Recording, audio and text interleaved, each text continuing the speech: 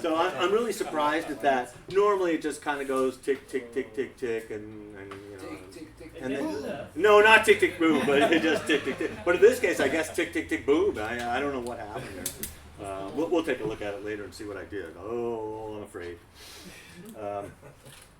Okay. Everybody with me so far? So in the horizontal circuit, that's really your number one problem is that the horizontal output transistor fails. There is another thing that happens to monitors that's really important to understand. Oh, I'm so disappointed with this. I just can't believe that happened. In a monitor, if the high voltage, the EHT, goes too high, it can turn the picture tube into an X-ray generator. Now, normally a picture tube does generate X-rays, but if you remember, I mentioned to you that the glass is leaded glass. There's a lot of lead in the glass. It's real soft, leaded glass. It is real soft. For that reason, of course, you know you never put a monitor face down on anything that's scratchy. You always have to have, I notice you guys use a pillow or something on the hand truck. That's really important, especially if you have a convex screen, a curved screen, because if you put it face down, it's only sitting on that one point right there, and if you move it around, it gets all scratched, and you have a scratchy, you know, a fuzzy dot right in the middle of the screen. However, there is a kind of a failure where the high voltage can go too high. The high voltage just goes too high. And that failure, the thing that causes the high voltage to go too high, is if the power supply fails. We talked about capacitor failure in power supplies where the voltage goes too high. Remember, there's like a couple of caps that if the power supply, if those caps fail, it's like in the reference circuit, the whole voltage can go too high, and now all of a sudden the monitor, the actual picture tube itself is emitting X-rays. So to prevent that from happening, there is a circuit in a monitor known as the X-ray protector. Turn in your book. Oh, you got it there. What page is that? 187. 187, please. 187.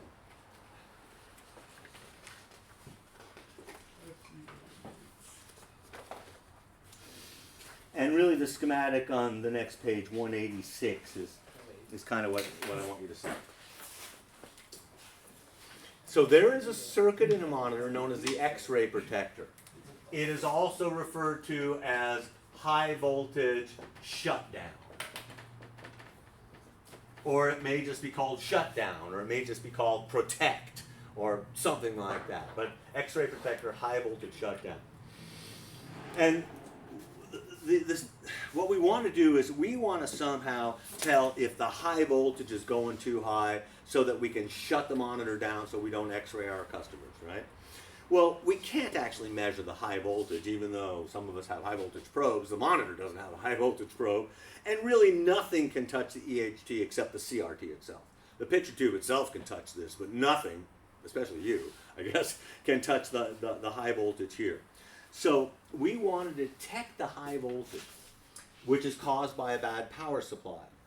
In the very early monitors, they would look at the actual power supply. They would look at the DC output of the power supply and look at it and just say, well, you're normal, everything's good. Or if the power supply voltage, the B plus, went too high in the very early monitors, it would say, oh, B plus is too high, I'm going to shut down, and it would just shut down. But that's not really testing the high voltage, it's just testing the B plus and thinking, well, that's probably the only thing that can cause high voltage to be too high. There are actually several things that can cause high voltage to be too high, including all the tuned circuit with all those capacitors that are around the flyback transformer. But the main problem is that the power supply fails.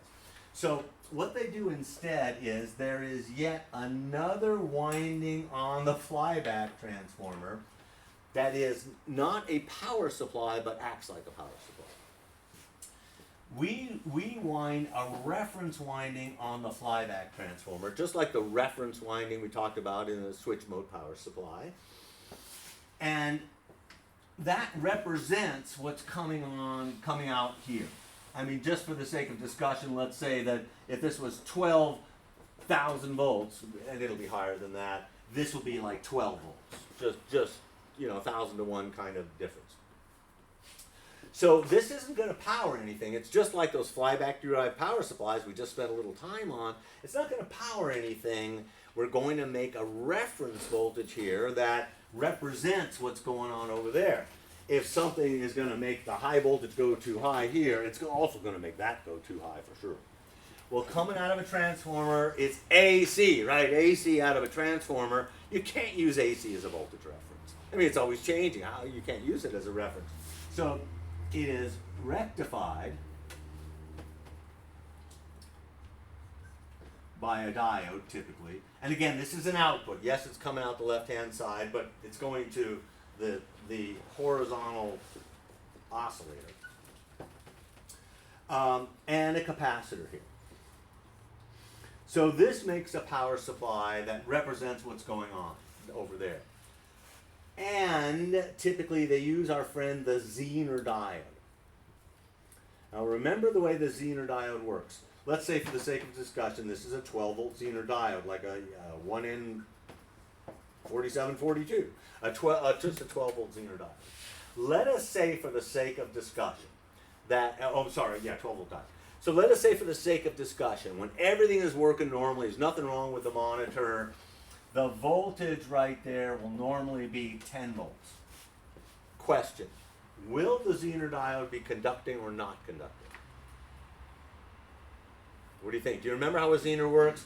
Remember the way a Zener diode works is that, like a regular diode, when it is reverse biased, and we can't run current through it, it blocks just like a regular diode unless we exceed the Zener voltage. And if we exceed the Zener voltage, the current will flow opposite the way the arrow points. Do you recall this when we were talking about Zener diodes? Remember too that the Zener diode will keep the first 12 volts in this case for itself, and anything that's left over it's going to put out the other side. So that's what happens here. When everything is perfectly normal, we have 10 volts there, the Zener diode's not conducting, it's blocking. But when something fails, like the power supply fails, and the voltage goes up too high, this voltage rises, and let's just say for the sake of discussion that it rises to 13 volts. Well, now the 12 volt Zener will conduct. It conducts opposite the way the arrow points. Remember I mentioned to you it's called an avalanche. It's called an avalanche regulator diode. And we get current flowing through the diode. In this case, we would have 1 volt. That is passed to the horizontal oscillator in the monitor, and it just shuts off the horizontal oscillator. When one of the inputs is an input that will shut off the horizontal oscillator, or somehow they shut off the horizontal oscillator. Of course, if the oscillator is dead, the horizontal drive is dead, the horizontal output is dead, the flyback isn't going to produce anything. So the symptom here is that the voltage comes up, and in fact, you can hear the static, and it comes up hot and heavy. That is to say, our problem is that the power supply is over voltage. So when you turn it on, it really comes on, and you hear a huge static buildup and all that, but then it shuts down. Well, it's easy to hear it come on, but sometimes it's hard to perceive that it's turned off. If you know what you're listening for, you hear the static crackle as it builds up, and you hear that kind of fade away static crackle when it turns off. But that may be hard to perceive, and this is where your neon bulb really is important, and really the real reason I'm giving it to you. With the monitor turned off, you hold the neon bulb as you did for the test before.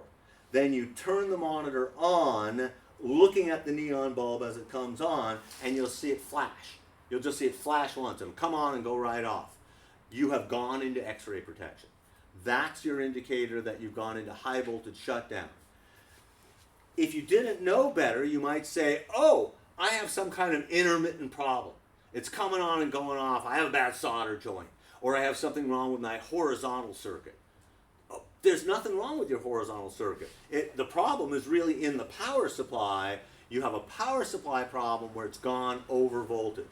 This is super common in monitors that have a linear power supply. It's less common in the switch mode power supply, but it's really super common in the older monitors. In the older monitors that have a linear power supply with a voltage regulator integrated circuit. I mentioned this to you before. We have these, lots of monitors that have these voltage regulators. It's like a 3-terminal regulator, except it has more than 3 leads coming out of the bottom. And you put in maybe 165 volts or whatever it is, and what comes out is plus 130. In a monitor, when the horizontal output transistor short circuits, it puts a big load on the regulator. It is not unusual for the regulator to fail. And the failure is mostly a short circuit between the input and the output. When a voltage regulator fails, it doesn't short to ground. There's actually no, inside the IC, there's no low resistance path for it to go to ground. It doesn't short to ground. It shorts input to output, and all of a sudden the output's going up to 160 volts DC or whatever it happens to be. And that is often, mostly, caused by a shorted horizontal output transistor. So the chain of events as far as troubleshooting is concerned is the person gets to the monitor, the fuse is blown. If they're smart enough to not just put another fuse in there, they'll test the horizontal output transistor. Oh, it's definitely shorted between collector and emitter. Cool. Replace the horizontal output transistor and the fuse. Then when they fire it fires up for a second, but then shuts down due to X-ray protection kicking in. So they fixed this problem, but then they're really confused because it comes up and goes bad, and they think there's something wrong with the new transistor they put in there, there's something else wrong, they don't know what's going on, when in fact they have created, that shorted transistor has created a shorted voltage regulator. It blew this transistor. So when this transistor fails, it blew this transistor, or if it's an integrated circuit, it blew the integrated circuit. It's not likely that the transistor blew, but if it's an integrated circuit, it's real likely that failed. So in a monitor that has that has a linear power supply with a voltage regulator, when it blows the horizontal output transistor, do not be surprised at all if it goes into X-ray protection. And again, it comes up and then goes down. And that's the X-ray protection. So one of the things that I have done sometimes, not very often, is disable an X-ray protector. If I'm working on something and I really, really want to see something work, I'm not sure how to explain this to you. Never mind. I don't think I want to present this to you. You'll do something weird. You'll disable the X-ray protector and something will blow up. I think it's a little more advanced than I want to get into right now. So X-ray protection. Just be aware the power comes up. It's never on long enough to heat up the heater and show you any picture, and it goes right back down again. And that's why you have that neon bulb.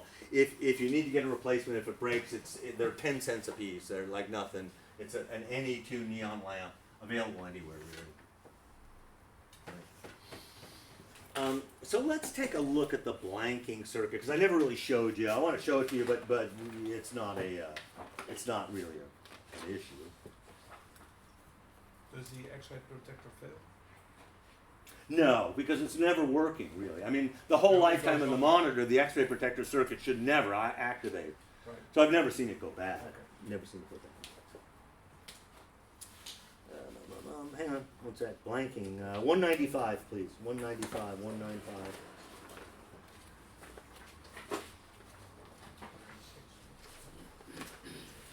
And I guess what I really want to show you is the schematic on 196, really.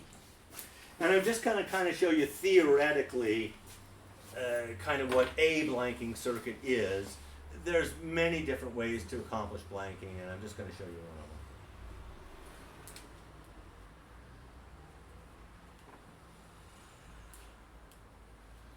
And again, all of this stuff is in the book.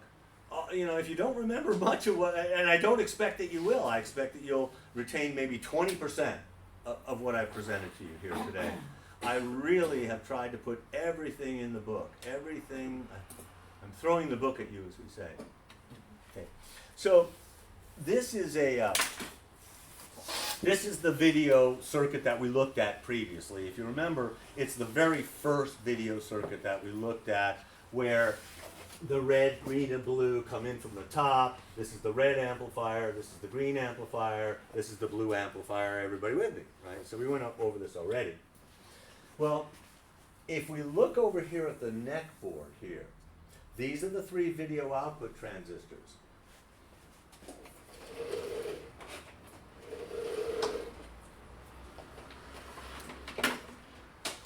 Let's kind of put this out of the way, Chris, so you can kind of see. Cool? All right. So these are the 3 video output transistors. Notice something interesting. Notice that all of the bases are all tied together. They're all tied together. Or I've mentioned to you a couple of times that in order to turn on a transistor, the base compares itself to the emitter. And I have been saying, hey, we just put 0.6 on the base and the transistor turns on. So we modulate the base. That is, we change the input on the base to turn the transistor on and off. But there's another way that you can control transistors. If I hold the base at some voltage, it doesn't matter what it is for the sake of discussion, and I modulate the emitter, if I change its voltage, I can also control when the transistor is turning on and off. In other words, we know it takes 0.6 on the base to turn the transistor on. But remember, the transistor base compares itself to the emitter. When I put 0.6 on the base, it says, hey, how's my emitter doing? If it's 0.6 difference, it turns on. If I hold the base at 0.6, and imagine that the emitter is also at 0.6 of a volt, that transistor is not on. Are you with me on that? Even though I have that voltage on the base, I have the same voltage on the emitter. There's no voltage difference between the two. The transistor is not on. If I can then drag the emitter down in voltage and bring that to 0 volts, that transistor will turn on, won't it? Everybody with me on the concept there? So in this particular schematic, and they're not all like this. All the bases are being tied together and held at a certain voltage, which we'll get to in just a second. And if you'll notice, the red, green, and blue signals that come from the anthem, the video amplifier itself, go up to the emitter of the transistor. Like here's the blue. It is going to the emitter of the transistor. And that's a PNP transistor. When we want to turn on the video output transistor, they actually lower the emitter voltage through that final transistor in the video amplifier. I told you every day was going to get a little more complicated, and here we are, right? So the current, when this amplifier system wants to turn on a color, it lowers the emitter voltage of the transistor, and that's what turns the transistor on and allows the current to flow through the transistor. Let's see where all the bases are connected. All 3 are connected together. Let's follow this wire down, down, down, down, down. Hang a left, left, left, left, left. And it goes to the blanking transistor, which you notice is a ground switch. How many times have we seen this? It's an NPN transistor with a grounded emitter. It is a ground switch. When this transistor turns on, it's going to drag all the bases simultaneously down to 0 volts, and it turns off all 3 guns at the same time. It has turned off all 3 transistors, all 3 video output transistors at the same time, blanking them, turning off all 3 guns. Does that make sense to everybody? So the blanking circuit, though, doesn't work very hard. I really haven't I don't believe I've ever seen a blanking failure. I just don't. I can't remember a single time when I found a blanking transistor to be bad. Again, the symptom would be you have the vertical retrace lines, remember the zigzag lines that make their way from the bottom of the screen back up to the top. You would have no picture at all.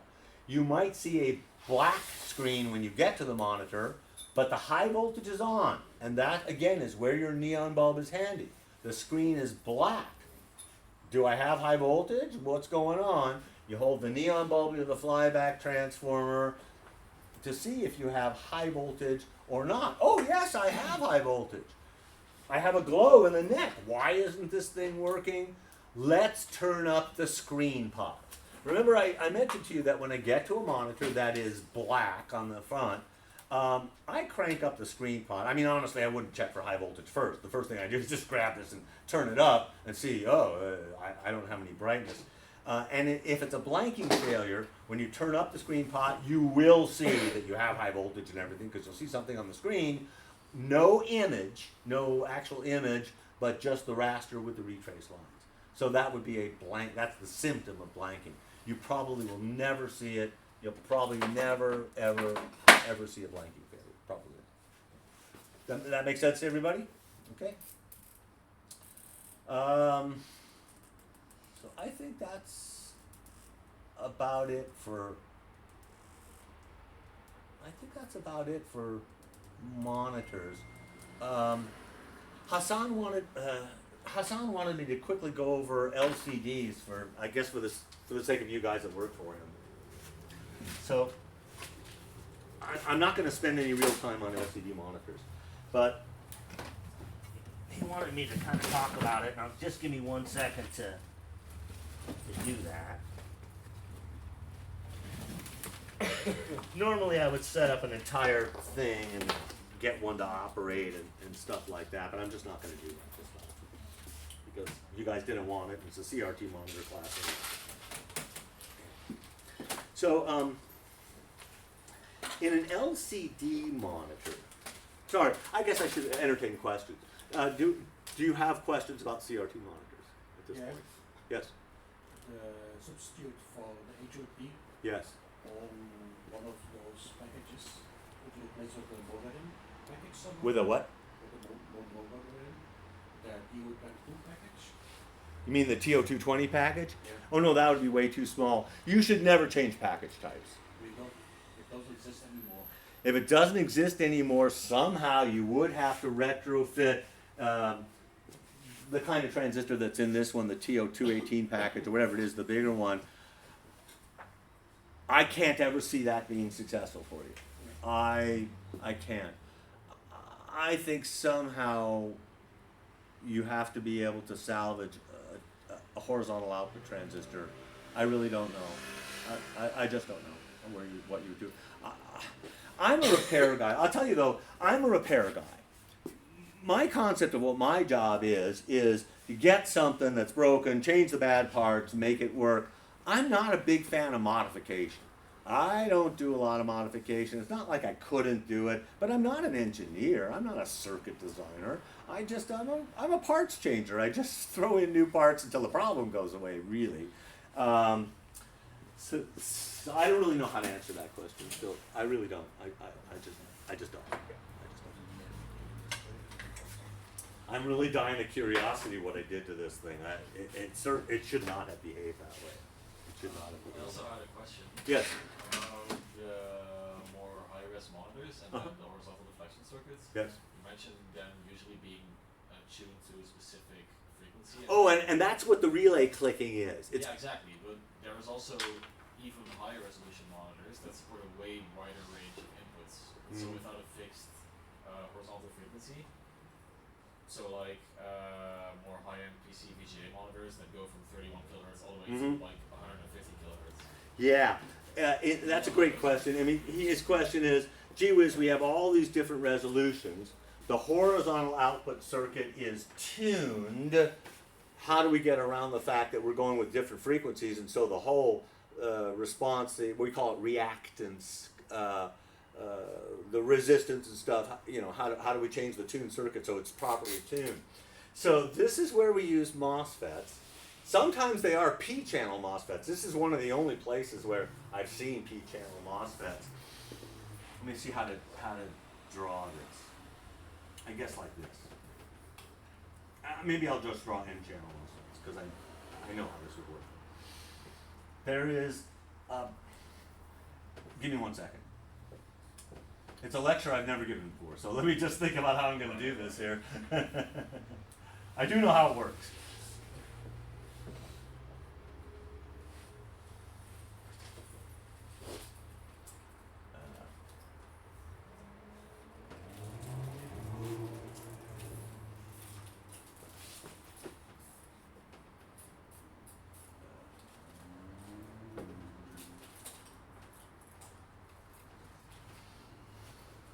So each one of these MOSFETs is connected to like a different capacitor.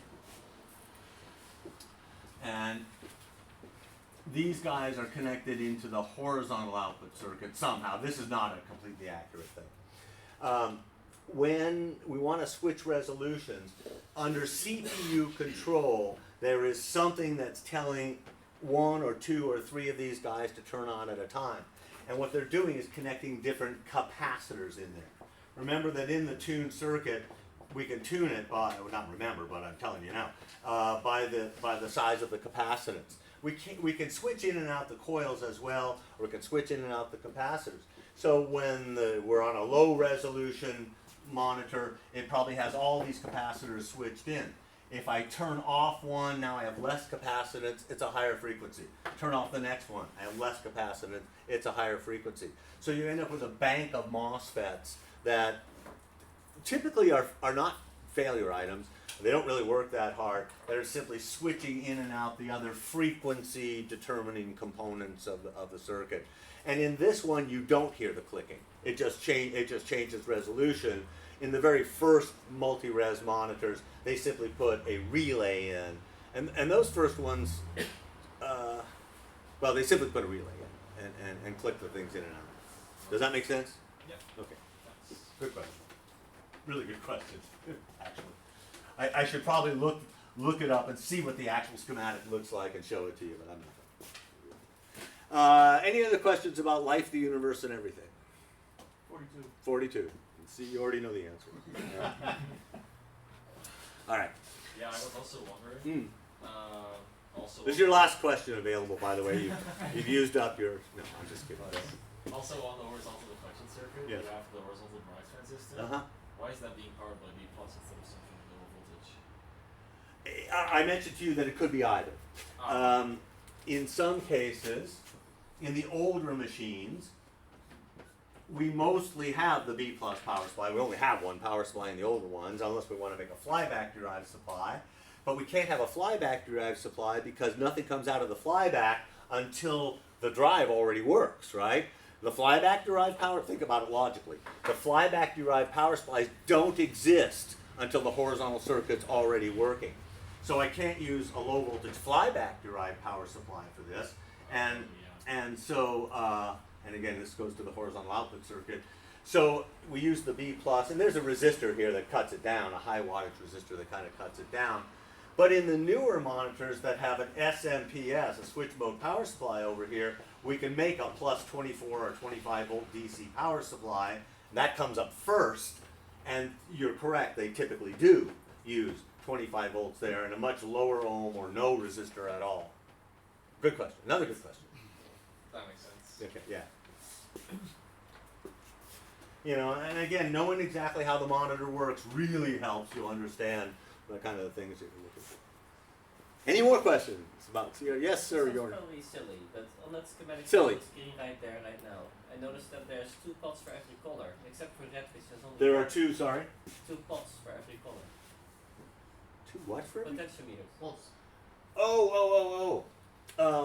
Except for red, which is 1. Why? Yeah. When we're adjusting monitors, and that's what I hope we're going to get to this afternoon, a little bit about monitor adjustment, is there are 2 kinds of adjustments for the monitors. Well, hopefully we'll get to this later on today. They're on the neck board very often on a monitor. You see 3 potentiometers that are red, green, and blue.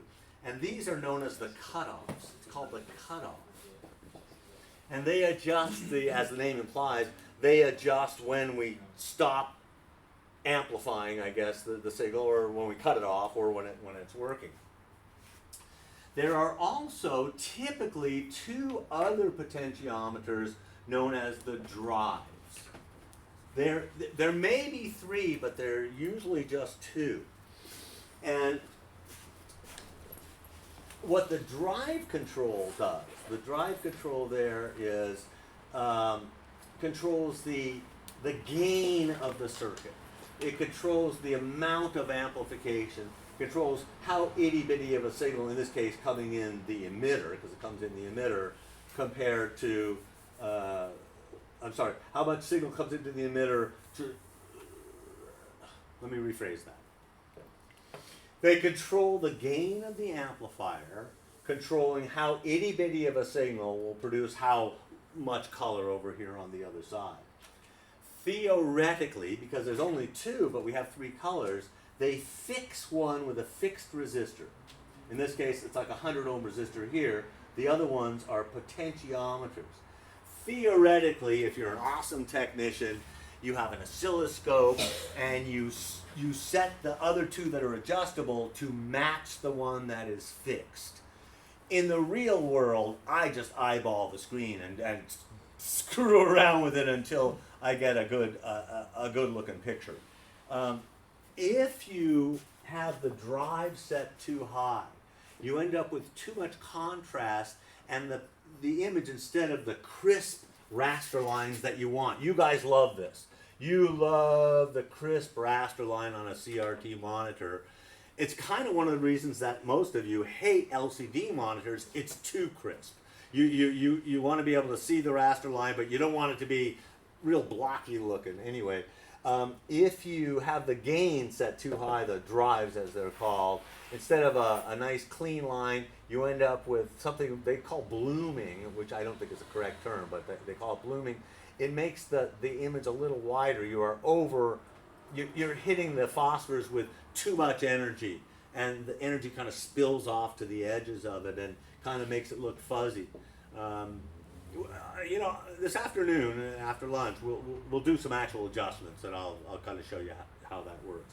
So theoretically, the red, green, and blue controls, how much red, how much green, how much blue.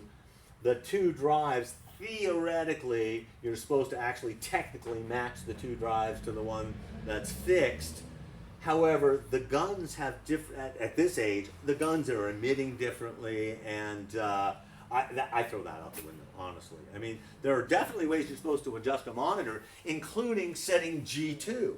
The G2 voltage, the way they really adjust the monitor at the factory is they hook a meter up to grid number 2, make that exactly 150 volts, let's say. With that at exactly 150 volts, they measure the voltage coming into the guns or something like that, and adjust the two drives so that they all match, and then the amount of actual red, green, and blue on the individual cutoffs.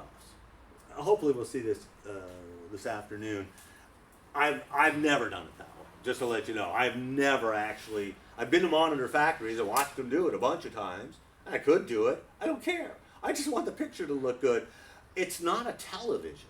We're not looking for flesh tones and like perfect color. It's just a video game. It's just a cartoon. It just has to look good. I don't really care how I make it look good, honestly. Again. Are you talking anything about convergence? Is there any tip for you? I mean, I only.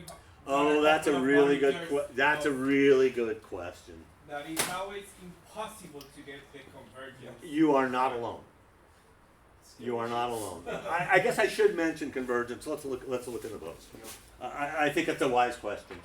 I don't do it, so I don't really cover it that much, and I almost suggest that you don't do it either. And I'm amazed at you do.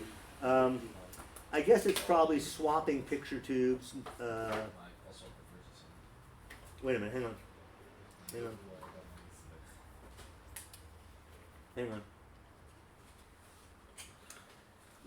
Yeah, let me just see if it's on page 209 here. Hang on.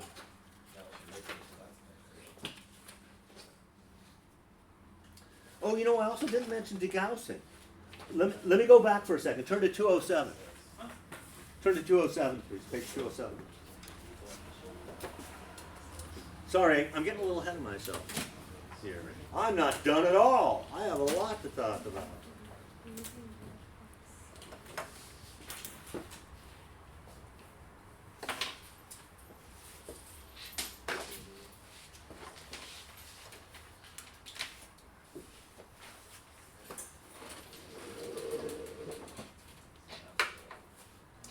Remember I mentioned to you that immediately behind the glass front of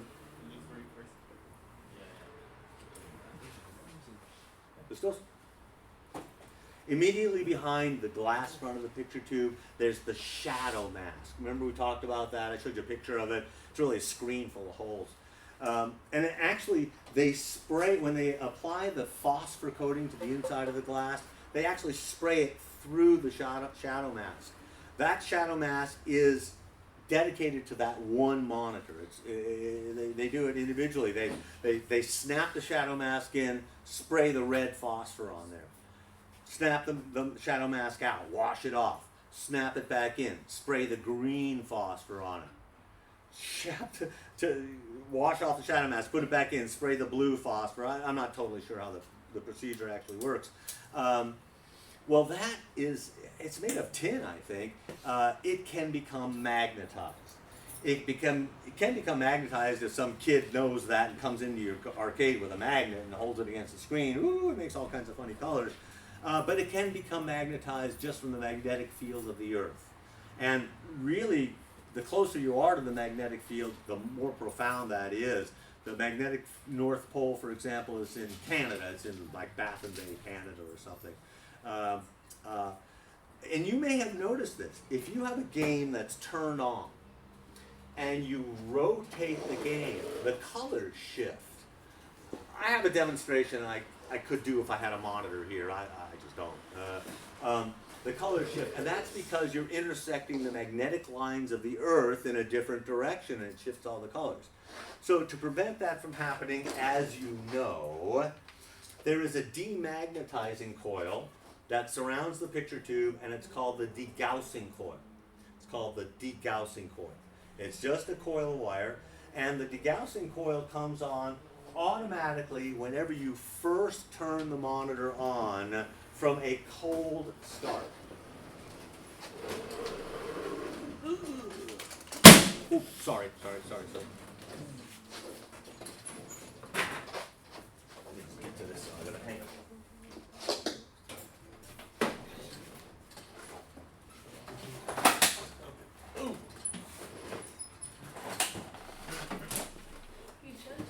I know.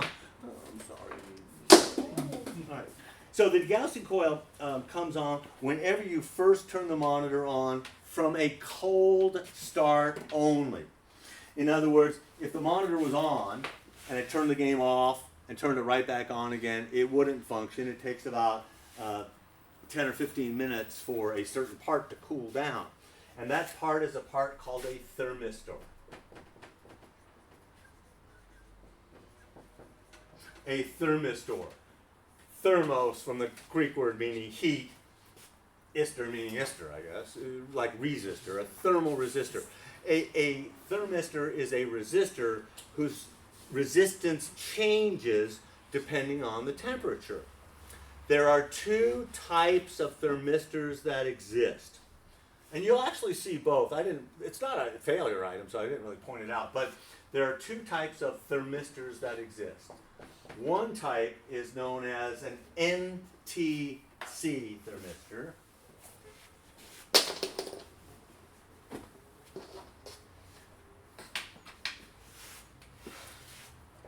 And that stands for negative temperature coefficient.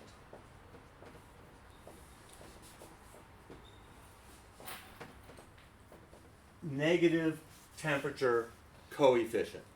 And what that means is that when it is cold, it has a high resistance. And by high, I don't mean like super high, I mean like maybe 6 ohms or something like that, depending on what it is. And as it heats up, it has a low, when it's hot, it has a low resistance. Essentially, it turns into a wire. That's not what we're talking about here. But we do use negative temperature coefficient thermistors in lots of stuff. They just look like little discs. If I see one, I'll point it out to you. It's just a little disc. And they are used to limit inrush current in more modern stuff. If you remember, we were talking about this. A low ohm, like a 1.2 ohm resistor, maybe 2 watts, and that's in front of a capacitor. Why? Because when a capacitor is discharged, and then you first apply current, a lot of current rushes in to fill up the capacitor. As you recall, it's called inrush current. And that blows things like diodes. The diodes that are feeding this thing, if when I first plug it in, a huge amount of current flows into the capacitor to charge it up, we may exceed the current rating of the diodes and they'll just blow as soon as you plug something in. So that's bad. So instead of this resistor, which is a failure item that I talked about before, we can put this NTC thermistor in it. And it's just a resistor with a T for thermistor on it. So when it is cold, it has a few ohms of resistance. That enables the capacitor to charge up more slowly. I mean, not like slow, like dum dum dum, oh, uncharged. I mean, 250 milliseconds instead of 5 milliseconds. You know, I mean, you know, it's pretty fast still, but not so fast that it'll blow the resistors. Then, as it's gotten hot, because remember, anytime current runs through a resistor, it generates heat, right, for 100th time. And so as it starts to get warm, its resistance drops until now, essentially, it's connected right to the capacitor. Does that make sense? So that's called an NTC thermistor. And certainly, if it were to open circuit, you would have no voltage. But I've never seen any thermistor go bad, actually, to be honest with you. Never. So that's not what we have here. What we have here, and I'll show it to you in just a second, is a PTC, positive temperature coefficient. I'll just write positive. Positive temperature coefficient. Positive. And so obviously it's just the opposite. When it is cold, it has a low resistance, and as it heats up, it has a high resistance. So the degaussing coil runs off the mains. The degaussing coil runs off the mains. When you first plug it in, the mains are basically hooked up to the thing, and that's what makes something demagnetized. What makes something magnetized is that all these, they're called magnetic domains, all the domains are all lined up with their north and south poles all perfectly lined up. All these domains are lined up in one direction or the other, you know, whatever it is. They're all lined up together, magnetically speaking. Remember, that's a piece of metal, right? And metal is, you know, this one is ferromagnetic, it's tin. So that makes something magnetized, like those magnets that you were playing with before. If I were to look at the magnetic domains there, they're all lined up. On the other hand, to demagnetize something means to scramble those up and make all those magnetic domains go in all different directions, and they all cancel each other out, and we don't have any cumulative magnetic strength, I guess you would say. As you know, if you stack up magnets all together, the more magnets you put together, the more strength you have. So by doing this, we've demagnetized it. So that's what the AC that powers the Degaussing coil is doing. It's scrambling up all the magnetic domains, so it's demagnetized. But we can't allow that to remain energized. If it remained energized, the whole picture would be all colored and distorted and like really crazy looking. How many of you have a manual degaussing coil at home? So you know when you degauss something, and you should do it when it's on. When you degauss something, you see the picture go all crazy and all colored and stuff like that. The process of degaussing, we have a nickname for it. We call it witch doctoring, because you're holding the degaussing coil and kind of going, and you kind of wave it all around. And then, as you know, you pull the degaussing coil far away from the monitor and then turn it off. If you turn off the degaussing coil close to the monitor, it'll remain in whatever magnetized position it was at the last second. So you take it away and then you turn it off. So now it's all scrambled. But we don't want to leave the degaussing coil on. So this is where the positive temperature coefficient thermistor comes into play. Let me just show you what it looks like.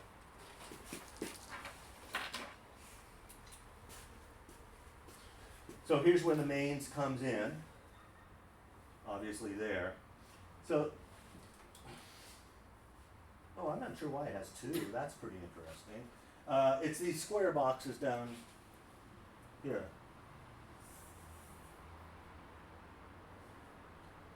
These guys right down there. That's the thermistors. I don't know why they're two. I really don't. Maybe this monitor has a connection for 230 and the connection for 100 volts.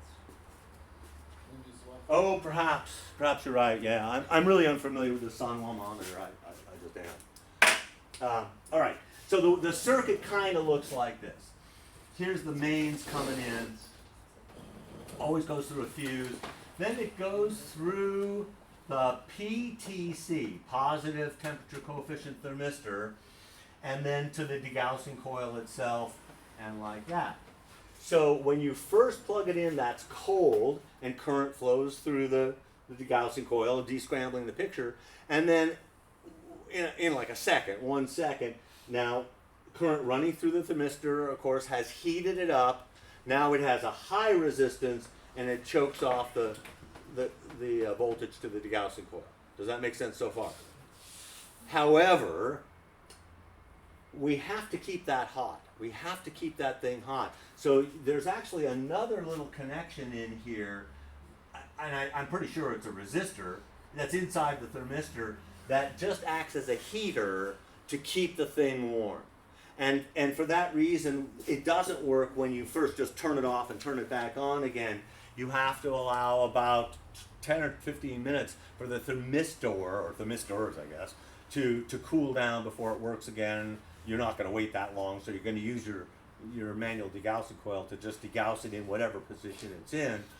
Or if you don't have a degaussing coil, you can freeze the thermistor with that freeze mist that we talked about before, the spray that cools down parts if they are thermally intermittent. You can freeze a thermistor, and then it'll work. It'll work just fine. I wouldn't freeze it with the power on. I've never tried that.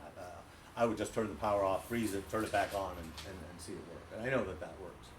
So that's what that's degaussing. Does that make sense to everybody? No? Angel, no? Yes? Okay. So Some of the monitors they have like actual button you can press. yeah. So if it's a really old Japanese game, it has a button, a degauss button that you press and hold.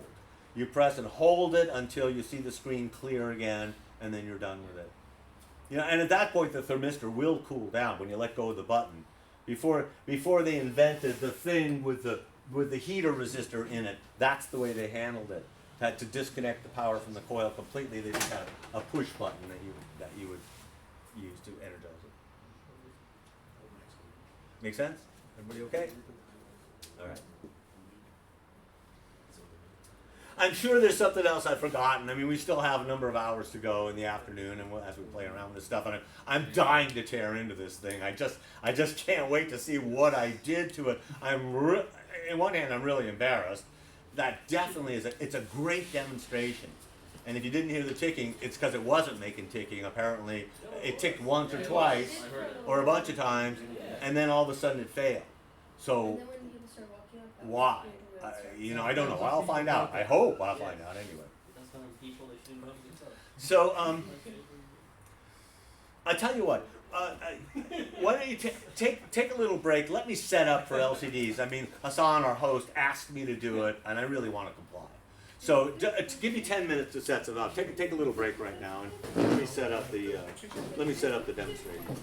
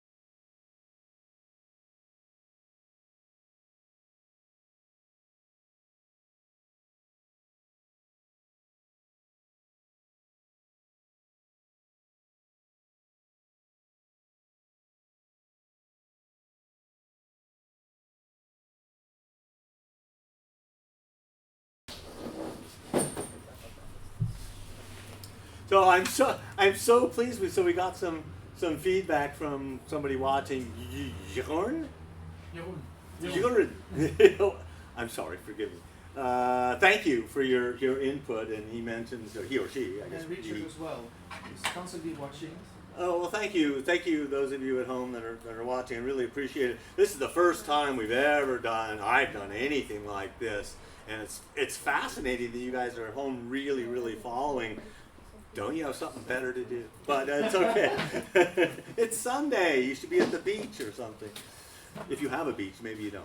So Hasan asked me if I could quickly go over LCD monitors, and I'm going to. So it really won't take very long. I really want to discuss kind of how they work and how easy they are mostly to fix, mostly. So in an LCD monitor, well, let me back up. Let me preface this by saying that when LCD monitors first came out, they kind of scared the heck out of me. I'll be honest with you. For the first time in decades, all of a sudden there was a new technology that I had no idea how it worked. Not a bit. Where's the light coming from? What's making the image? I just didn't have just a clue at all. So when I finally had a chance to really work on LCD monitors, I went to an LCD monitor factory and did a bunch of research, and it turns out that mostly, not always, but mostly LCD monitors are pretty darn easy to repair. Or I should say, they're pretty darn easy to understand what you want to do.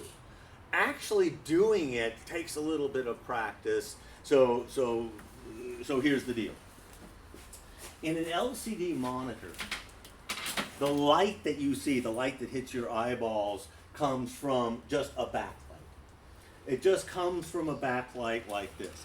This is just a light box. This is like a box that the doctors used to use for x-rays. When x-rays were films, they would have a light box like this, put the x-ray up there. Oh, I see you broken your arm, Mr. Femur, Mr. Arm, Mr. Fromm. Some kind of a backlight just to light things up. But that's all this is just a backlight. And the thingy that emits the light, or at least in the very first iterations of this, was a cold cathode fluorescent lamp. There are a couple of what we call cold cathode fluorescent lamps, or CCFLs, and they live in these channels on the top and on the bottom of the panel. So there's one here, and there's one down there, and here are the wires that come out. Right? The CCFLs themselves are powered by something I didn't bring with me to the class, something called an inverter. So these guys are known as cold cathode fluorescent lamps, or CCFL, cold cathode fluorescent lamps.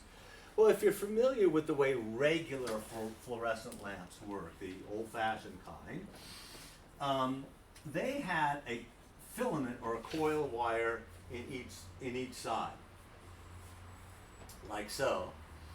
And they were powered by the mains. All fluorescent lights are AC devices. They are strictly AC devices. They have nothing to do with direct current at all. So the way the old-fashioned ones used to work is that we had something known as a ballast, B-A-L-L-A-S-T, hooked up to it, and something called a fluorescent starter, such as an FS2 or FS4 fluorescent starter. And a fluorescent starter is a switch with a little gas light bulb inside it. It's not exactly a light bulb, but a little lamp inside that's a gas lamp. And it's powered by alternating current. It's powered by AC, sorry, this way. It's powered by AC. The way a fluorescent lamp works is that in order to light up a fluorescent lamp, first you have to strike the lamp. It's called striking it. You momentarily hit the fluorescent lamp with a high voltage pulse, and that ionizes the gas inside. inside the fluorescent lamp, there's a couple of little drops of liquid mercury. You know what mercury is? It's a metal that's like a liquid at room temperature. We have to vaporize that in order to allow current to flow through this thing. So you momentarily strike a fluorescent lamp with a high voltage charge, and that vaporizes the mercury. Now we have mercury vapor floating around there, which does conduct electricity. Once it is struck, a lower AC voltage is used to maintain it. So that's the purpose of the ballast, which is just a coil of wire, that's all it is, and the starter. The starter closes, and it builds up a big magnetic field on the ballast. Then the starter opens, and you can hear that. That's what, you know how fluorescents, the old-fashioned kind, start. They kind of go ding, ding, ding, ding, and then they kind of start up. This opens and closes until this is all vaporized, and then we can get the AC to go through it. The ballast builds up a big magnetic field, and then when that thing opens, the magnetic field collapses, and that's what gives it that spark. So you have to strike it first. That's the old-fashioned kind. And to make the old-fashioned kind work, these heaters are really the cathodes and the anode, both because it's AC. They have to be heated up. So you can see them heating up on the ends. And you know when a fluorescent light goes bad, how it gets all black on the ends, you know, and like that. Well, these are cold cathode fluorescent lamps. They're like 2 millimeter diameter tubes. And it has an electrode in each side. We kind of refer to them as the cathodes, although they're both a cathode and an anode. But we are not heating these things up. You know how the cathodes in the electron gun have to be heated up in order to work. We have that 6.3 volt heater that heats up the cathodes. In this case, we don't have that. To compensate for that, the cathodes themselves are coated with barium. We talked about barium earlier. There's barium on the surface of the cathodes for the electron gun. And instead of using that whole starter and the ballast and all that, these things are driven by an inverter. And I looked at my stuff. I left my inverter sample at home. I'm sorry about that. I can't show you what an inverter looks like. I guess we could look it up if we wanted to. But an inverter is basically the opposite of a power supply. A power supply takes AC in and gives you DC out. An inverter takes DC in, typically 12 volts DC in a LCD monitor, and gives us AC out. But it's not AC at 50 hertz or 60 hertz. It's AC at some incredibly high frequency. I don't know what it is. I have a feeling it's 50 or 100 kilohertz. I have a feeling that it's extremely high frequency because if you look at the transformers on an inverter, let me just find one here. If you look at the little transformers on an inverter, they're real itty-bitty. In the world of electronics, as frequencies increase, parts get smaller and smaller. The higher the frequency of operation, the smaller parts get. That's how you can have one of these things. Because the transmitter in here operates at 2.4 gigahertz or something like that. And it's super high frequency. Let me just see if I can find an inverter here, an inverter PC board. Hang on, give me 1 second.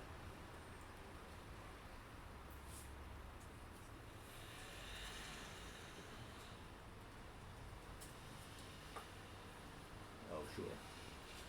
Bunch of them.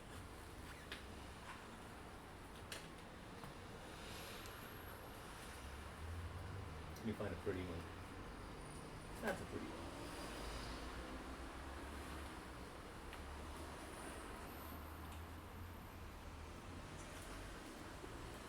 Give, Lawson. Give. Okay. So this is a pretty typical inverter. Whoops. Share, please.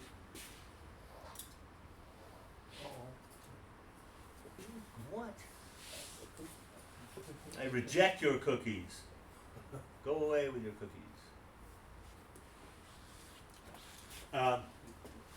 So this is a typical inverter. DC typically comes in, and there's a couple of control signals to control the brightness and such.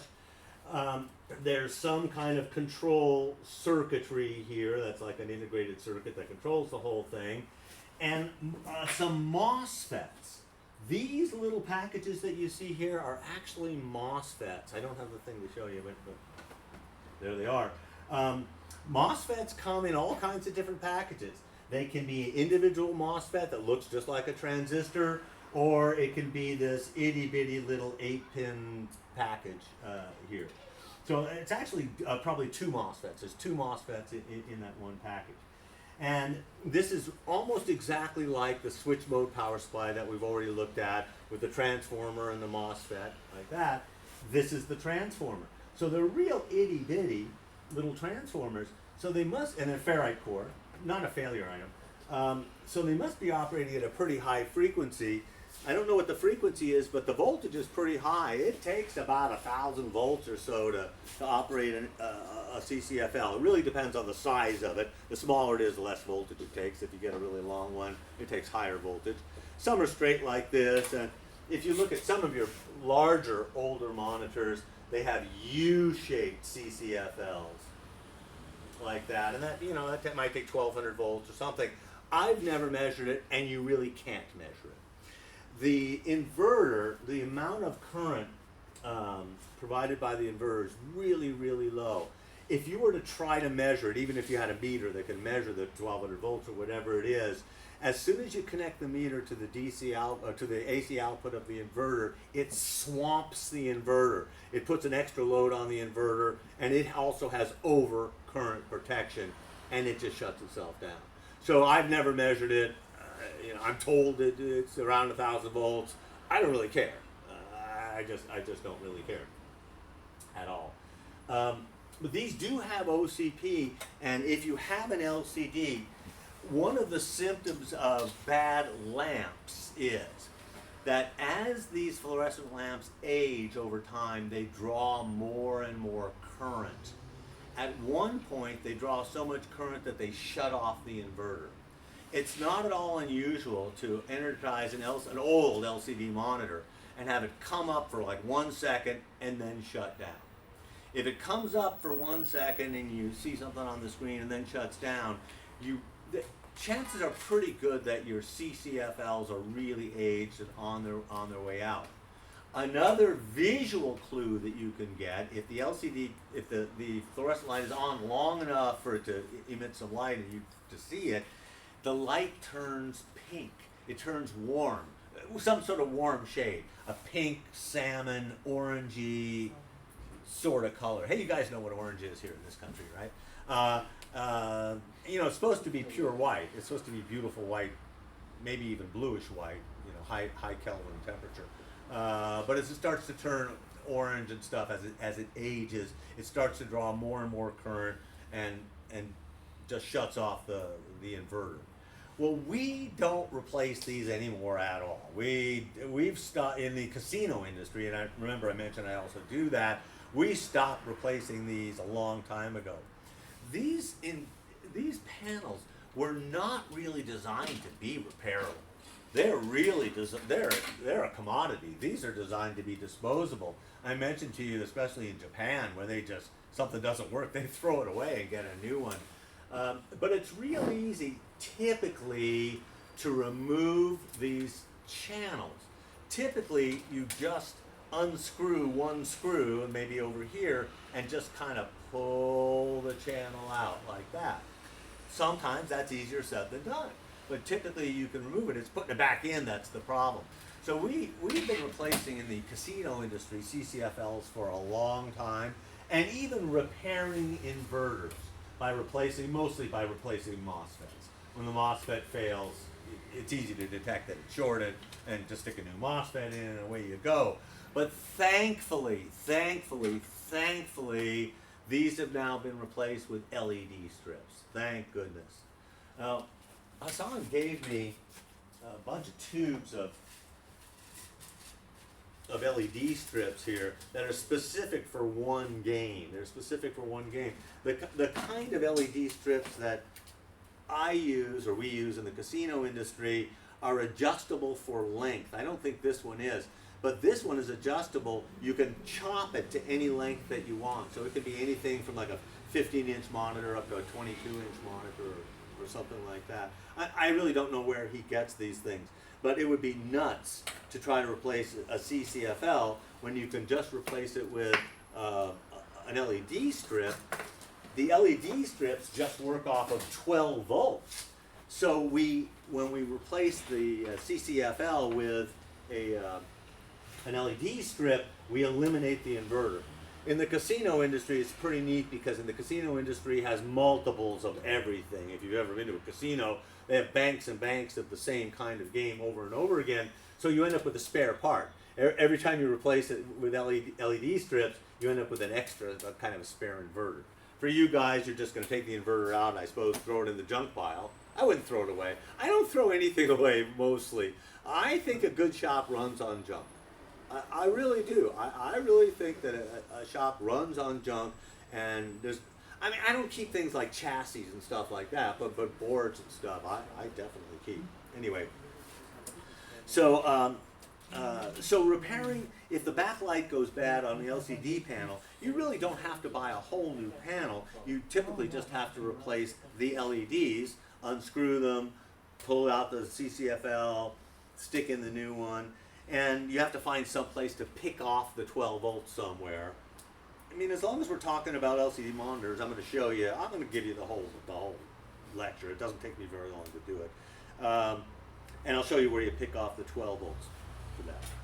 But let's look and see what's inside an LCD panel. If you've never taken an LCD panel apart before,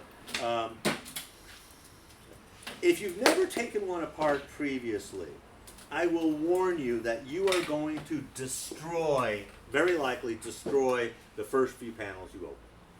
I destroyed the first 6 panels that I opened, just to let you know, just by taking it apart.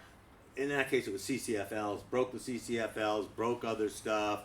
I'm kind of ham-fisted when it comes to little tiny stuff. That having been said, I knew they were bad panels. They were sent to me by a Wells Gardner, a manufacturer, and some other companies, and I was free to take them apart and screw up and mess up. So I just want to warn you, if you take apart an LCD panel, don't beat yourself up because you ruined it. It is a commodity. It has a part number on it now, and you can order an entire new panel. I mean, you can order an entire new monitor too, but the panels might cost you €100 probably. Has anyone here ever bought one? Has anyone ever bought a panel like this? Yeah. How much are they? Around 100, yeah. Around 100, yeah. Yeah, they're around €100 or so. Maybe 120. So a whole, you know, and in the United States of America, you can buy an entire brand new desktop monitor for €100. I mean, you can get for €500, you can get a humongous TV. I mean, they're pretty cheap now. But you can buy just the panel for €100 and just replace the panel. And honestly, I'll tell you that in the casino industry, most casinos have opted to simply replace panels or replace the entire monitor. I offer them LCD monitor repair in the class, and I present it in the class in the casino industry. Most of the time, I just see the guys in the class shaking their heads like this. I'm not doing that. I'm not taking that apart. We're too busy. You know, there's people on the floor that would rather pee in their pants than get up from a slot machine. They want to take care of those people, and they just throw in new monitors, and that's all there is to it. But let me show you what's inside the thing, just to kind of, it gives you a kind of better handle on how the thing is created, if you've never taken one apart. Obviously, this one's very beat up because it's been around the world 2 times. So there's some kind of a metal frame on the thing, and somehow you have to pop it open. In the older versions of the monitor, actually even the current ones, there are little tabs here that you push in to kind of pop the metal frame off. This is kind of a steel metal frame, just a metal frame. There's nothing mysterious about it. So then there's some kind of back piece of aluminum. Sometimes the frame is part of the aluminum thing and some, attached to it. Sometimes it's a separate piece like that. The object is, the concept is that we want nice even light emitted all over this light box. We want the light to be even from the top to the bottom. So there are a series of films that we use. They are, in this case, just plastic films. In the first film is just a piece of white plastic. It's just a white reflector to reflect the white back. Notice that there is a tab on the side here. And that's so that everything lines up. If you look here, there's a tab here, a tab here. When it's properly assembled, all of the tabs meet together like that. If you need a big hammer to reassemble this thing, you're doing it wrong. If you, for example, if I turn this around the wrong way, the tabs don't line up. If I turn it around the wrong way like this, the tabs don't line up. If I turn it the wrong way like this, the tabs don't line up. There's really only one way that the tabs will line up properly, and I don't know what it is. See, so, you know, when I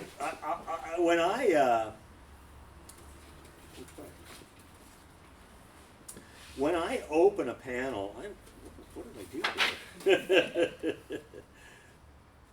It's got to be this way then, huh? Yeah, only one way left. So there you go. Thank goodness for the tabs, right? When I open up an LCD panel, I'm kind of anal retentive. I kind of do it like I do it when I'm making a sandwich. When I'm making a sandwich, I want the bread to match. I just want the bread to match top and bottom. So I always open up the bread like this, make the sandwich, and then reassemble the sandwich. So I do an LCD monitor the same way. So the first thing is just this reflective film. The next thing is this interesting part right here. This guy, oops, see, and again, it has the tabs on the side so that you can line it all up properly. So this thing, I'll explain what it is. This is called the acrylic light guide. And I'll pass it around so you can kind of take a look at it and fondle it.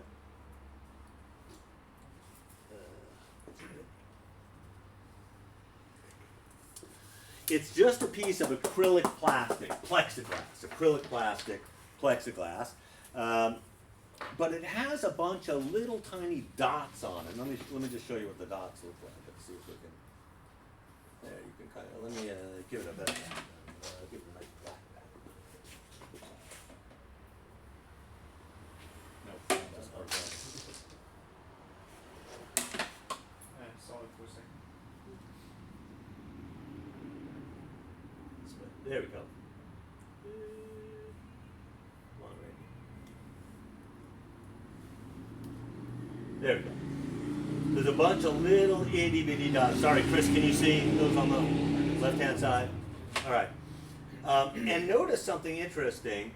The dots are further apart in the middle. I'm pointing at the middle of the panel here than they are at the edge. In the edge, they're kind of further apart, but in the middle, they're kind of more closely spaced. I'll pass this around so you can fondle it. You can touch it. Don't lick it. But, I have tap shoes also. Ah, a screw. That's why it's not working. Oh, yeah, those are the screws for the chassis. Where? Oh, don't put screws on the floor. What are you thinking of, sir? What? I'm a big proponent of magnets. I use magnets to on my workbench. I have a magnet cup kind of a thing, and I toss everything in that so that they stay in one place. No offense, that is a fail. Yeah, so let me just write this on the board here. And clearly we're going to restart for lunch just a little bit later, right? So it's called the acrylic light guide. And the purpose of that thing is to spread the light over the whole screen. Remember that the actual thing that's creating the light, the thing that is actually creating the light, is this either CCFL or an LED strip. And they're just in the top and the bottom of these older panels. They're not all behind the glass. In modern monitors, of course, they're LEDs and the whole back is full of lights, but in these older ones it's not. So we need to somehow spread the light over the whole thing. So an acrylic light guide is used to spread the light. Let me make it bigger.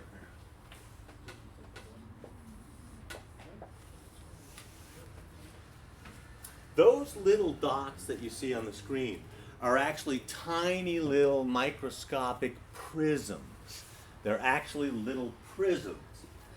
Well, the way this system works is that we're taking advantage of an interesting phenomenon of acrylic plastic, brand name plexiglass, acrylic plastic. Acrylic plastic has an interesting phenomenon about it known as total internal reflection. It's called total internal reflection. This is a piece of plexiglass. We're looking at the edge of the piece of plexiglass. If I was a little man standing inside the plexiglass and I looked at my feet, it would look like a mirror. If I looked at the ceiling, it would look like a mirror. With plexiglass, if we insert light into an edge, the light bounces off inside and comes out the other edge. Yes, some light leaks out a little bit. It's not really total reflection, but very little. It bounces off inside and only comes out the edge of the thing.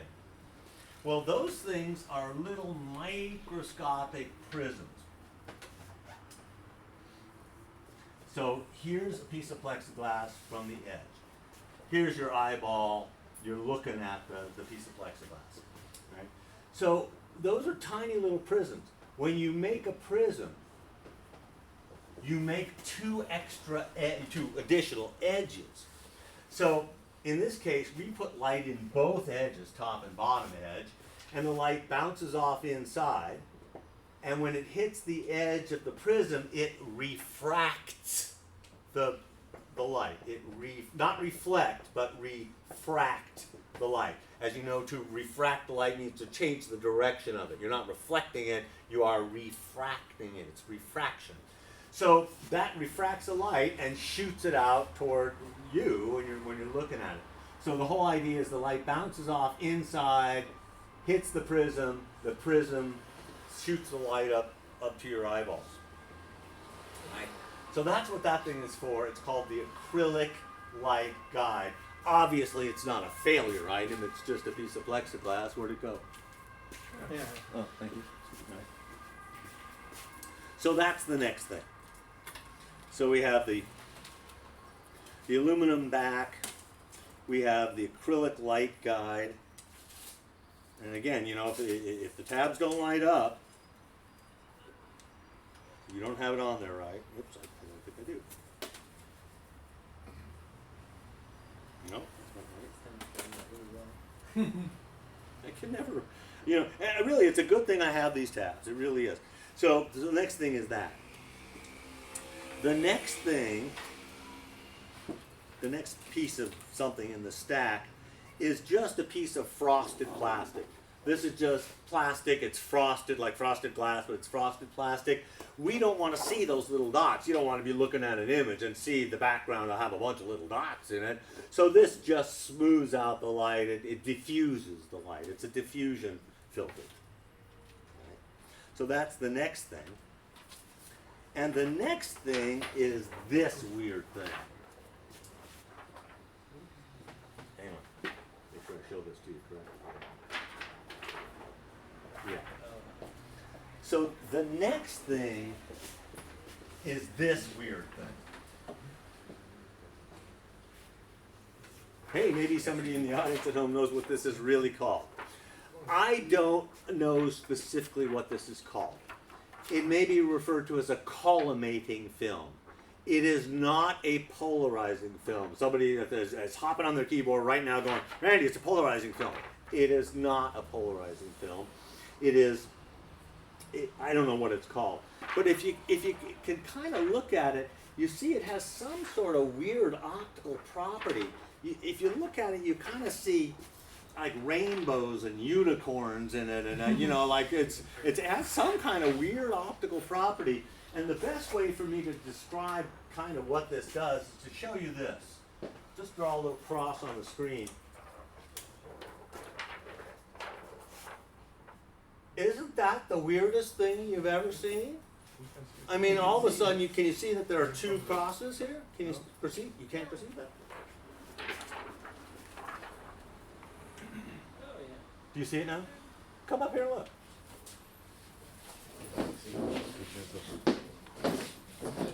It is. It's magic. It's an illusion. Oh, okay. Isn't that the weirdest thing? It's pretty weird. So this is some kind of meta material. I don't really know what this is or how they make. I should look it up one of these days. I kind of like the mystery of it. Is it liquid crystal? No, it's not LCD. You No, can no. see all the layers.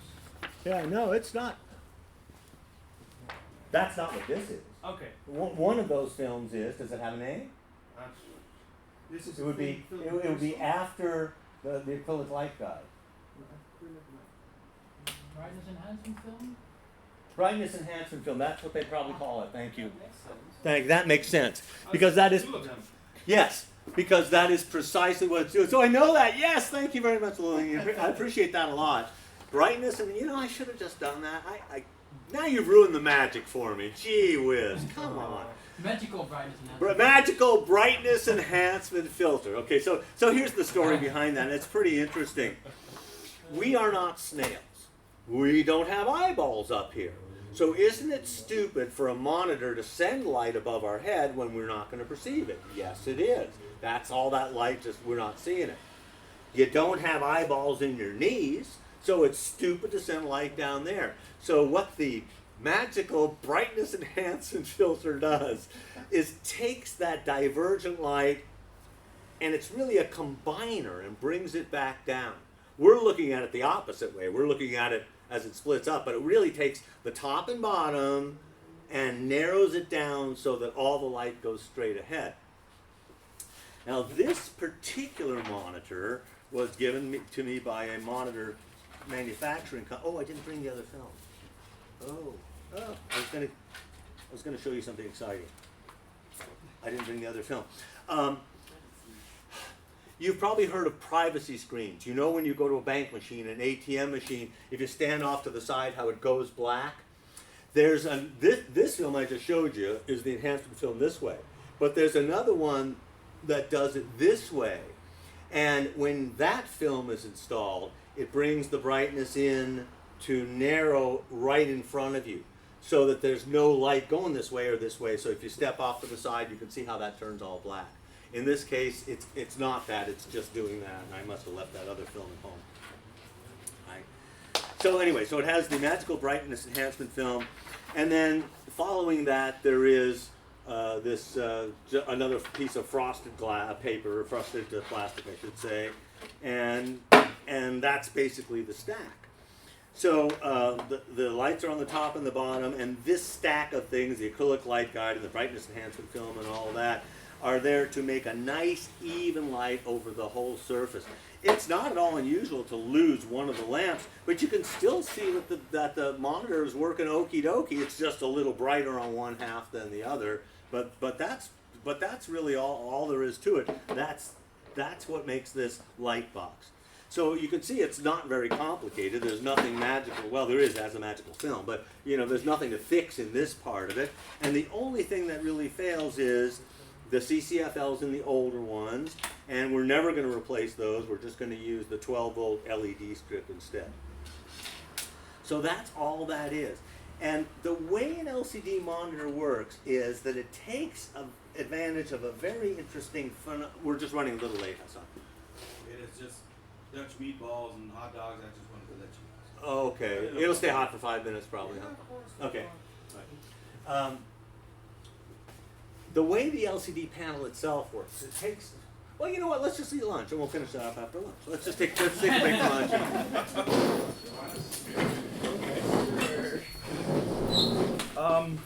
It's actually one second. Yeah.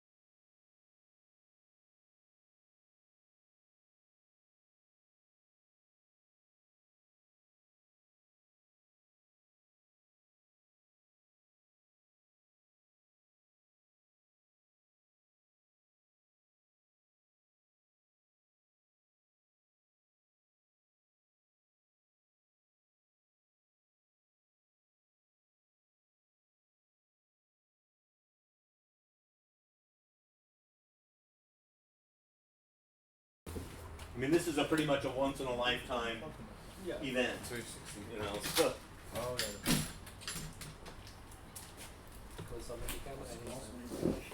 Never fixed. so let me try to remember where I was here in my lecture.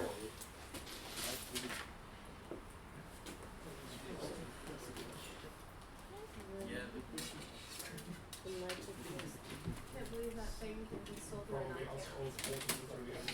Apparently something there desoldered and it touched something that it shouldn't have and No, it just came loose. It didn't touch something that it should have. So it didn't let through the voltage. well, you know, but So there I was no voltage feedback. There was no still, voltage feedback, so the control was like, no voltage. Yeah, exactly. There was nothing holding it down, so it just went crazy. You know, you try to design circuits as an engineer that won't do that, but at some point, I made some component fail that it's not very happy now. Let me put it that way.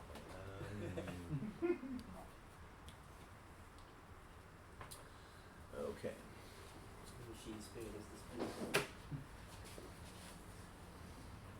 Stand by.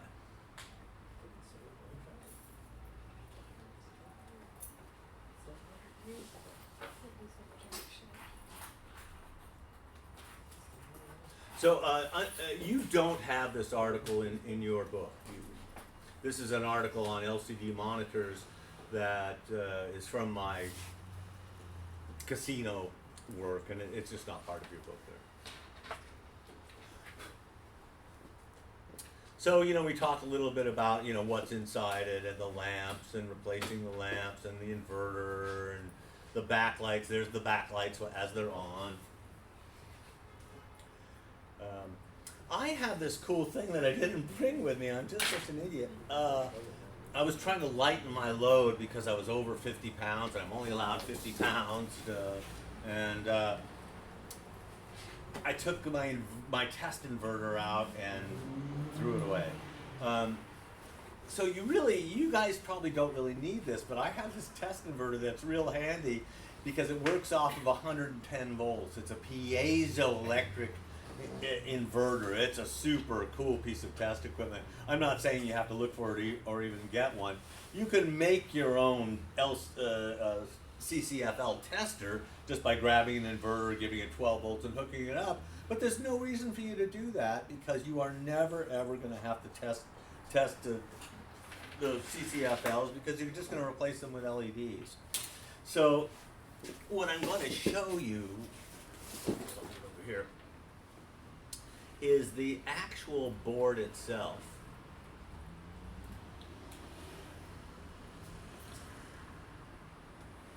If you really want to read this article about LCD monitors, just drop me an email, randyfrom@gmail.com.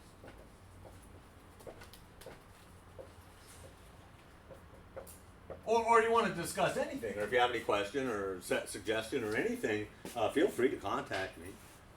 I'm on WhatsApp too, as I guess Randy From, @Randy From. Oh no, that works with phone numbers, doesn't it?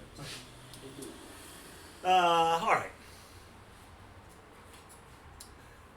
So, I mean, this article, maybe you probably should. You should send me an email probably, and I'll send this to you, because it really shows you how to split the panel apart and take it apart and all that kind of stuff. And I don't know, it's interesting. But I do want to show you the actual video processor board, whatever you want to call this thing. So this is the board that takes in the red, green, and blue and the standard 15-pin VGA connector and is used to drive the actual LCD panel.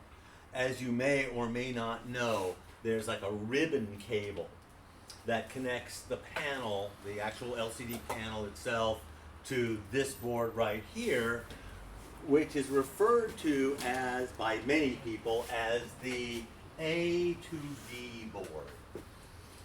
This is sometimes and often referred to as the AD printed circuit board. So I want to take a minute to just kind of define this. This really doesn't have anything to do with CRT monitors. I know we all love CRT monitors, but it's interesting and it's kind of nice to know what the story is. So again, this is the board that takes the red, green, and blue signals and the sync signals, and we're going to look at this in detail momentarily, from the computer board itself, and it's used to drive the actual panel. There's a ribbon cable that connects from this board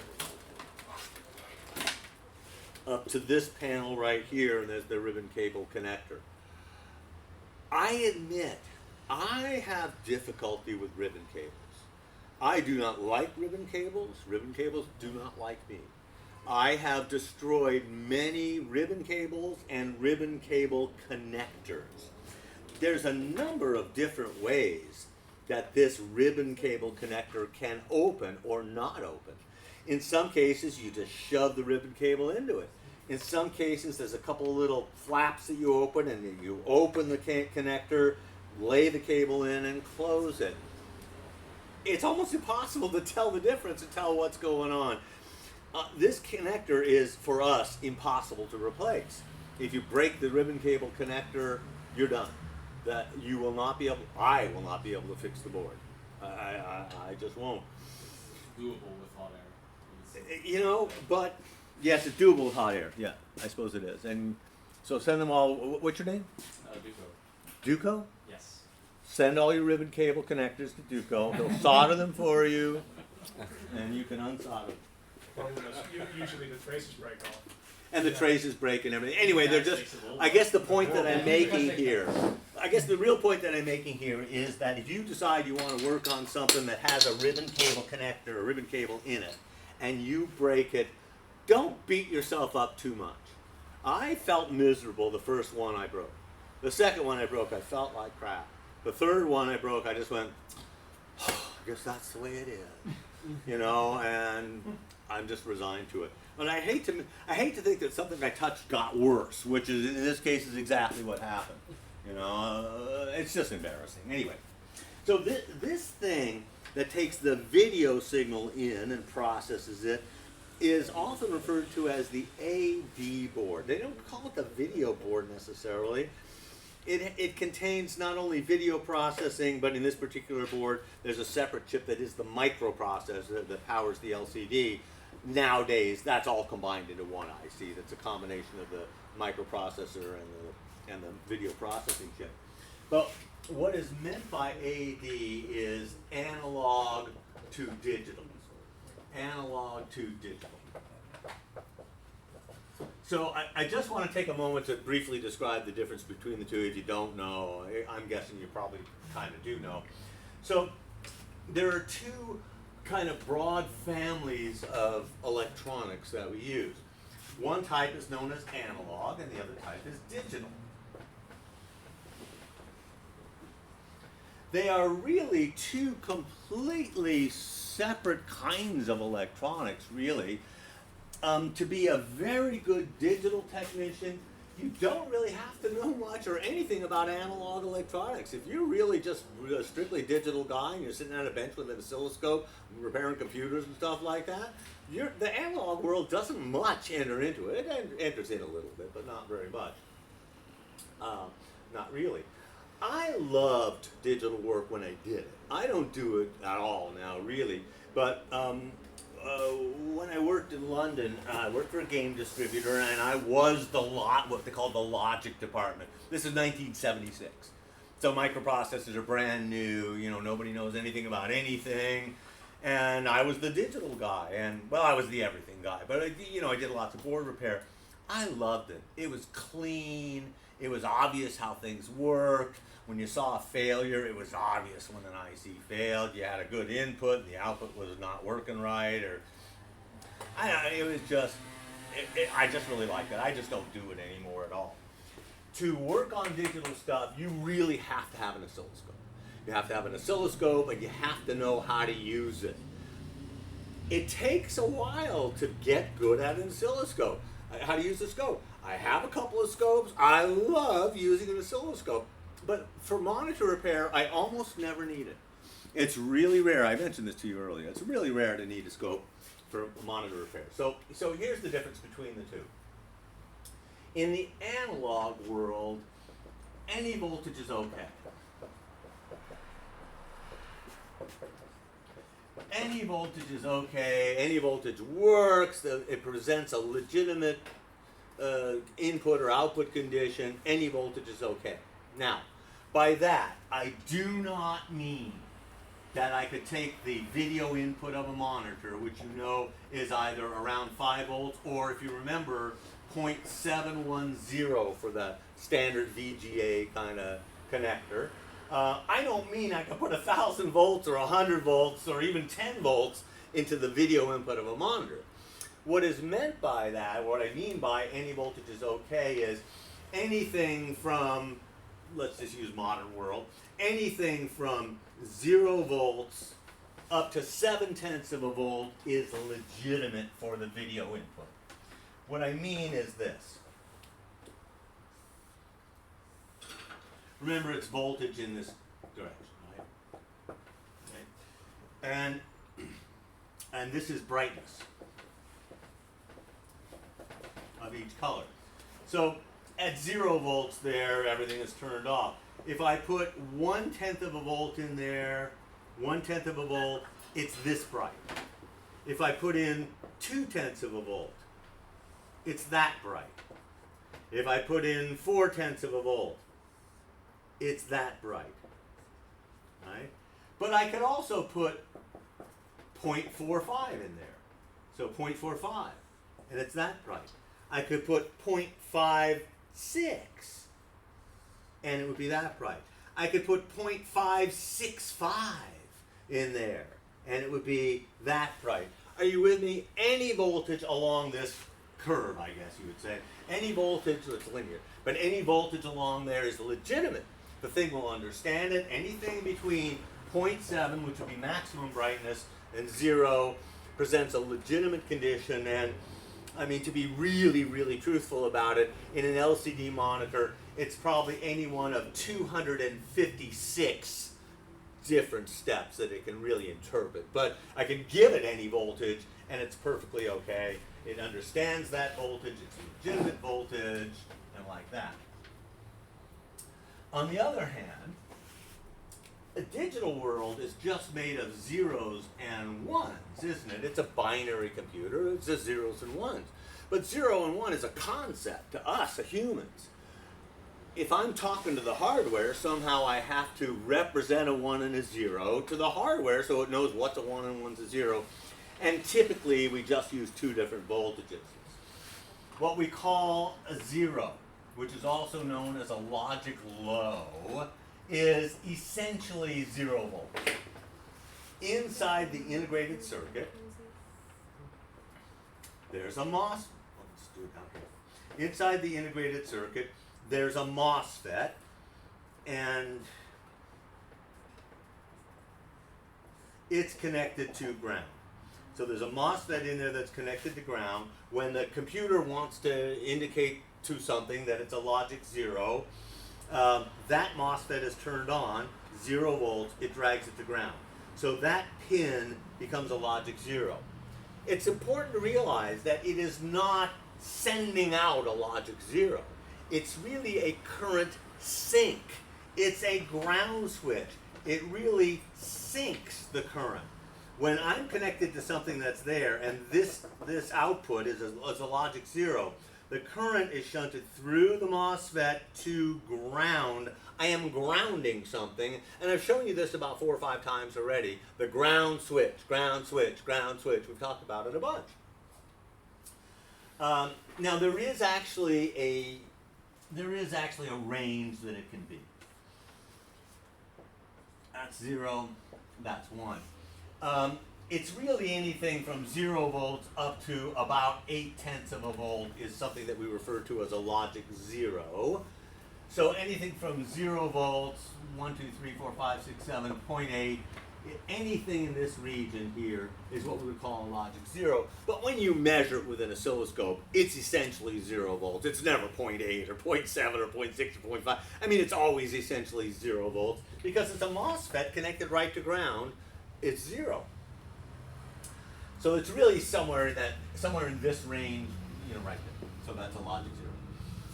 The number 1 is, which is also known as a logic high. So if you like to get high, then there you go. logic 1 or logic high is essentially, in most of our systems, 5 volts. You know, remember, we talked about this a bunch. The chips require 5 volts to operate. It's what is commonly referred to as V sub CC. The main power supply of something is the plus 5 volts DC for all the chips and stuff like that. So a 1 or a high is essentially 5 volts. Now there really is a range in there. It's actually anything from, if I'm not mistaken, 3.6 volts up to 5 volts is what we call a logic 1. I'm pretty sure it's correct about that. I haven't double checked it in a while.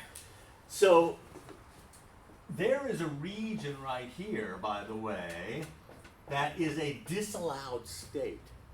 When you're working on digital stuff, one of the things that makes it easy is, in general, every signal you look at is either going to be what we call logic 0 or logic 1, and you're just never going to see something that's like 2.5 volts there of amplitude. Remember the height of the waveform is called the amplitude. You're just not going to see that because that's a disallowed state that we have a name for. It's called the gray area.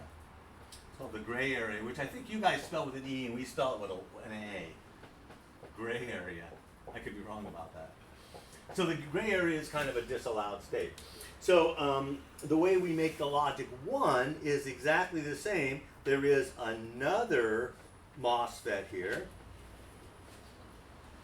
And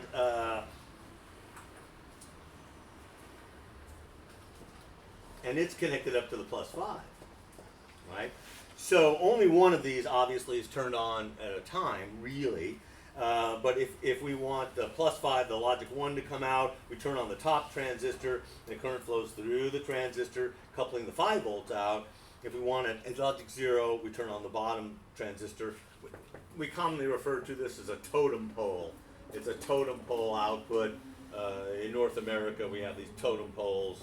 You guys know what a totem pole is. So anyway. So that's how we can kind of generate a logic 1 or a logic 0 just by turning either one or the other of them on. In fact, the output pin of an integrated circuit, if you care, I'm diverging a little bit from LCD monitor repair.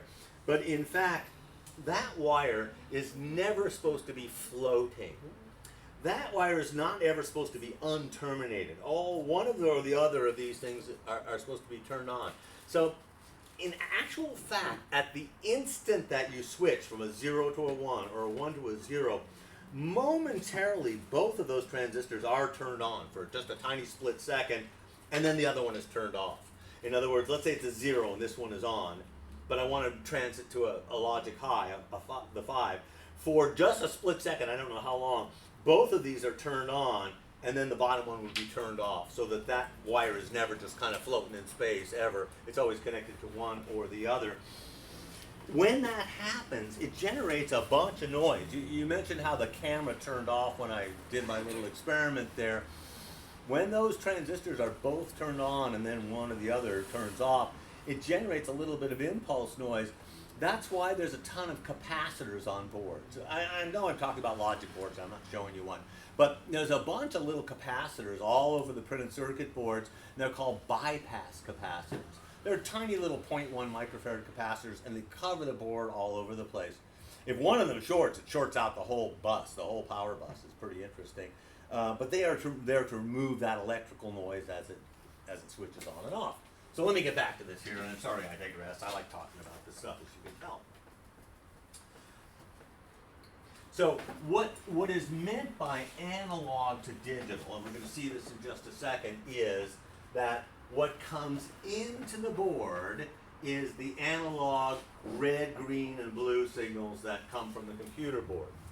What comes out of the board through the ribbon cable up to the actual panel itself is pure digital. This is pure digital. So when they refer to this as the AD board, that's what they're talking about. We have an analog video signal in and digital out. That having been said, it is possible to have a digital input to the board. This particular board has a DVI connector. This particular board has the digital video interface, or DVI connector. I'll show you on the schematic in just a second. And that's this guy right here, as you know. So this connector is the standard VGA connector, the standard 15-pin sub-D connector. I'll show you in the schematic in just a second. And the one right next to it accepts digital input. So if you're using a digital input, it's not an A to D board really at all. It's D to D. It's, you know, digital here and digital here. But everyone in the casino industry at least refers to this as the AD board. What do you guys call it? LCD driver. That's the I guess that's a legitimate that's the term that I know. Yeah, driving board. Yeah. driver. I would actually call the driver board the thing that's sitting piggybacked onto the LCD display. That is this. This That's connects not the directly one to without- the LCD timer. That's Oh, what do you yeah. call that board? What do you call this one? That's under here. I would call that the driver board. Hmm. So the one on the flex PCB, The Flex PCB barely does anything. there's usually a driver chip on there. There is. There has to That be. is out That's, of I mean, that's all what the it's columns doing. and rows, which is not on that connector. That depends on the panel, I guess. Yeah, okay. Modern panels have that built into the actual Or- LCD. Yeah, okay. Huh. That might be. I think some people refer to this as the timing control board or something crazy That like makes more sense. that. But driver board is okay by me. Anyway, The output of the LCD drive, or well, the output of that other board at least is just parallel RGB with some sequences. all right. So I just want to quickly show you the schematic for this, and I want to discuss real quickly what fails on these actual boards. If it's not a backlight problem, it's, you know, somewhere on a board like this, what could actually fail on this? And so let's take a quick look at that.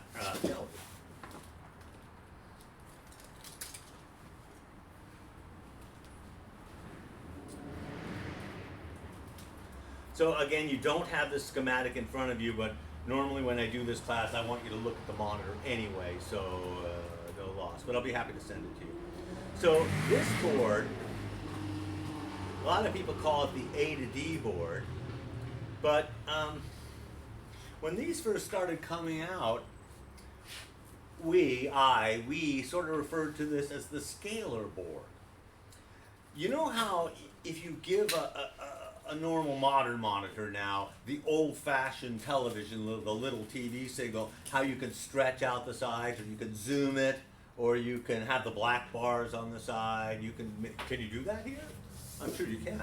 Yeah, we had a monitor. If we have an NTSC in the United States, an NTSC signal, which is the 4x3, and put it into a modern monitor, you have the option of zooming the entire thing, or stretching it, which looks ridiculously stupid, or having the black letterbox kind of to have the black bars on the side. Anyway, so that's called scaling.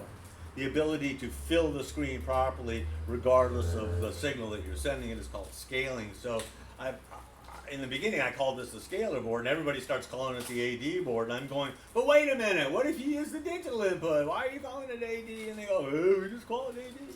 So, no, I'm calling it that too. So let me show you the schematic. And first I'm going to show you a bunch of stuff that doesn't fail. I'm going to show, and again you're referring to this, I'm going to show you a bunch of stuff that doesn't fail at all, just so you know how it works and reassure you that you don't have to go nuts looking for problems that don't exist. So in the upper left-hand corner here, this is where the red, green, and blue signals come in. So this is a standard 15-pin D-sub connector. What's hilarious about this is when they call this a D-sub connector, this shape that we're all familiar with. What they mean by D-sub is that it's shaped like the letter D, as you can see, kind of like the letter D, and they refer to this as a sub-miniature connector. Ha ha ha! 60 years ago when this was first invented, it was a sub-miniature connector, but now it's huge, isn't it, compared to the connectors that we have, right? But that's what it's called anyway. So if we look at this connector, this is the standard connector for all VGA. It's all the same. And here's where the green and red and blue come in. So pin 1 is the red input, always. This is a standard. Pin 1, analog input red. I can make it even bigger for you in the back. There we go. So pin 1, analog input red. Pin 2, analog input green.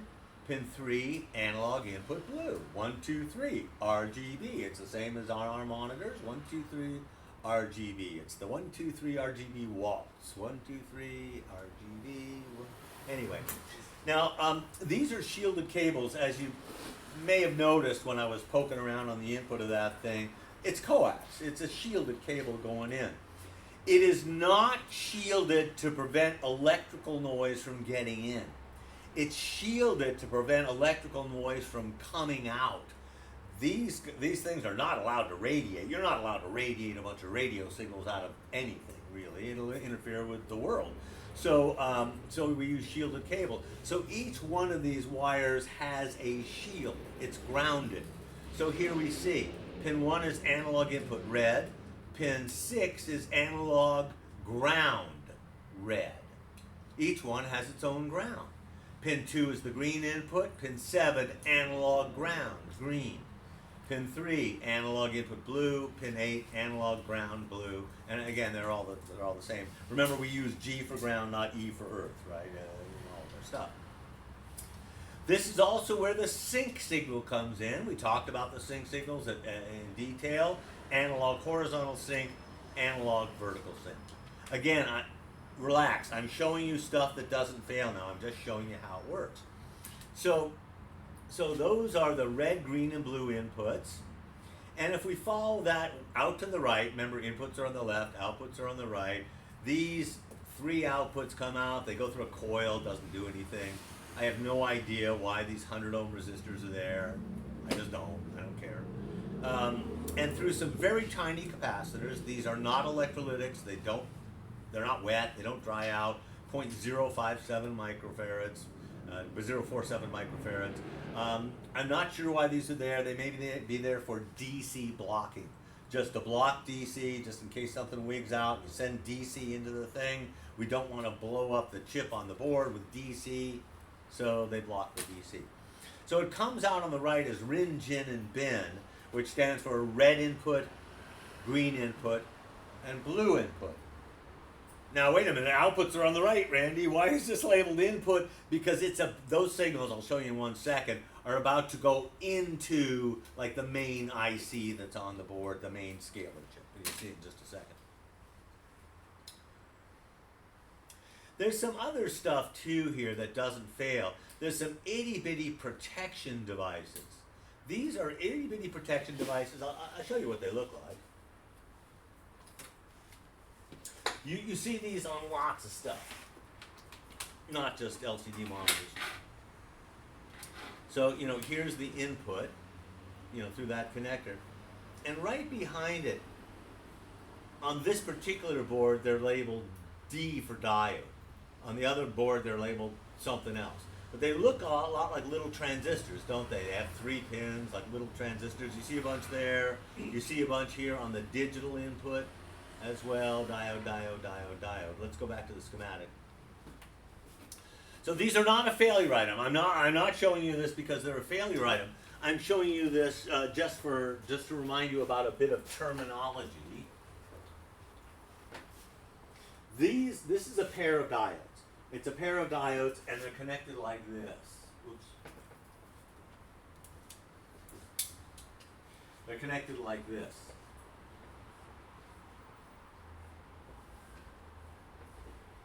We use diodes for protection circuits a lot. They're used all over the place. So you notice it says ACK here. So A, this is the A connection, stands for anode, because we're connected to the anode of a diode. C stands for common, because this connection is common to both the cathode of this diode and the anode of that one. And then this one is labeled K, and I just want to remind you that K is our abbreviation for cathode. Remember, we saw it on the neck board of the Hunter X monitor. GK, green, it was KG, didn't it? Cathode, green. KB, cathode, blue. Do you remember that? Kind of one of the 10 million things you just learned about, right? So those are just protection parts. They don't, as far as you're concerned, they really don't do anything. We also use Zener diodes as protection. See the Zener diodes that are hanging off the sync lines? Analog horizontal sync, analog vertical sync. So remember I mentioned to you, you probably don't remember, that the sync pulse is just a 5-volt pulse. That's all it is. It's just a 5-volt pulse. If it's positive sync, it looks like that, 5 volts, 0 volts. If it's negative sync, it looks like this, 5 volts, 0 volts. And we don't want to blow the chip that the sync signal is about to go into with over voltage. So if something on the thing that's sending the sync signal out wigs out and sends too much voltage into the sync input, that voltage will be clamped by the Zener diode. We call it clamping. It's a clamping diode. It clamps the voltage. Gee whiz, that's a 5.6 volt Zener diode. What do you think the maximum voltage will be there? Duh, 5.6 volts, right? So 5.6 volts isn't enough to damage anything, so we clamp that at 5.6. Presumably, for the entire life of the monitor, those Zener diodes would never activate, would they? If everything's working right, that should never activate. Like your question about does the high voltage shutdown detection circuit ever fail? Well, really no, because normally it's never supposed to be on. It just sits there and is never ever used. So, I don't care if you understand that or not, but it's just not a failure item.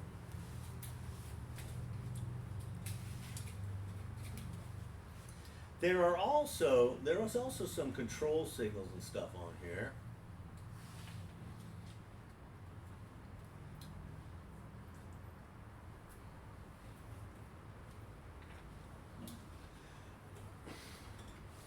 Sometimes I just want to show you stuff because it's interesting. It's electronics and it's interesting. This is nothing you have to know. There's a little integrated circuit here on the board.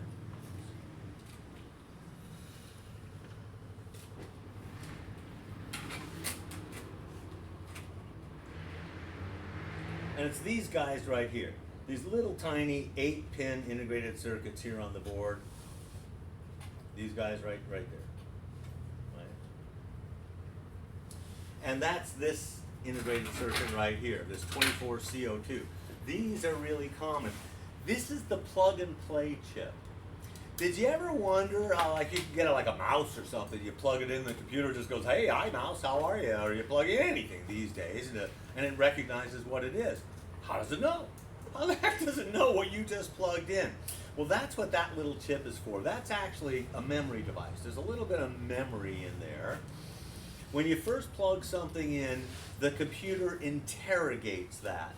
There's a system that we use in modern electronics, and it's called we call it I2C. It's really I square C, and it's like information interchange for computers, or information interchange for chips, or something like that. Everyone just, do you know what it's called? What's I2C stand for, really? Inter-integrated circuit. Oh, inter-integrated circuit, sorry. Thank you very much. Inter-integrated circuit, I2C. So this is how things communicate with one another. And in this case, coming into the same 15-pin DVA connector, the digital video, the 15-pin D-sub connector. There's another input to this thing, another couple of inputs that are a clock signal and a data signal. I realize I'm getting a little weird and out of the analog world here, but this has a few bits of memory on it.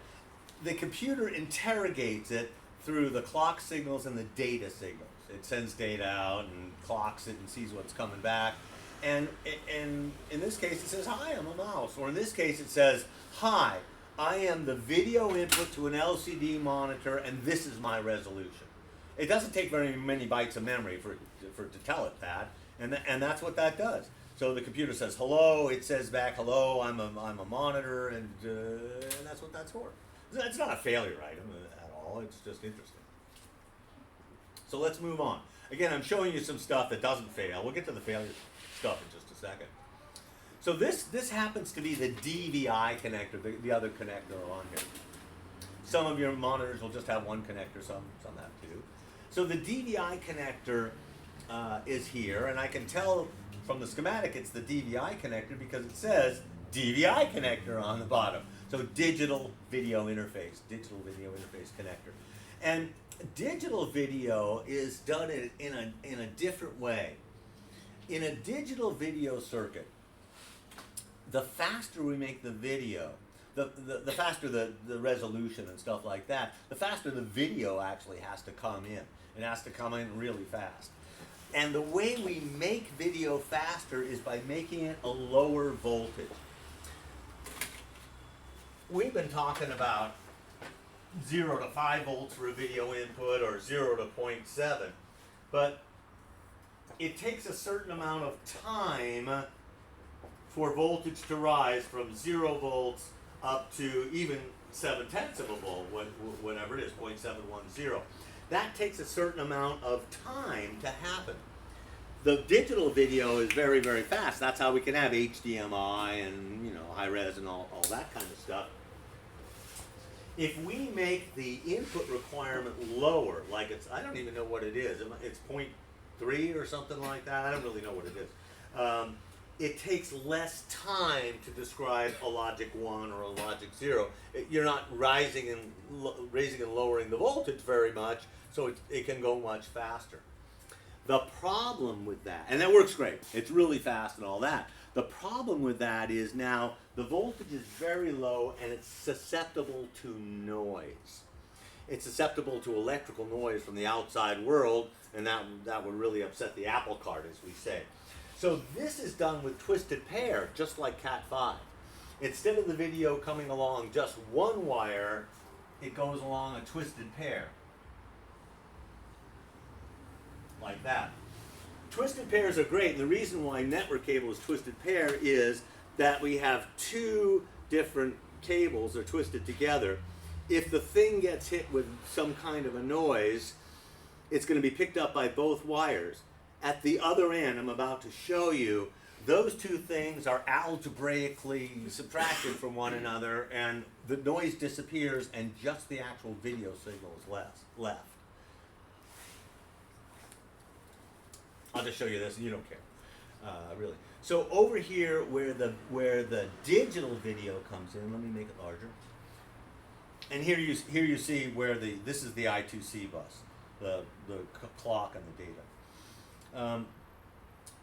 Notice it says data 0 plus and minus, data 1 plus and minus, data 2 plus and minus. That's the twisted pair. One is plus and one is minus. But if we look at the way it's connected here, you'll see it doesn't do anything. The video comes in, goes straight down, over to the right, and it comes out as red, green, and blue digital video. It's the same thing that came in. There's just wires there. There's nothing there to fail. It's just the RGB and the clock. Nothing there fails. Nothing there fails. Randy, cut to the chase. I'm getting there.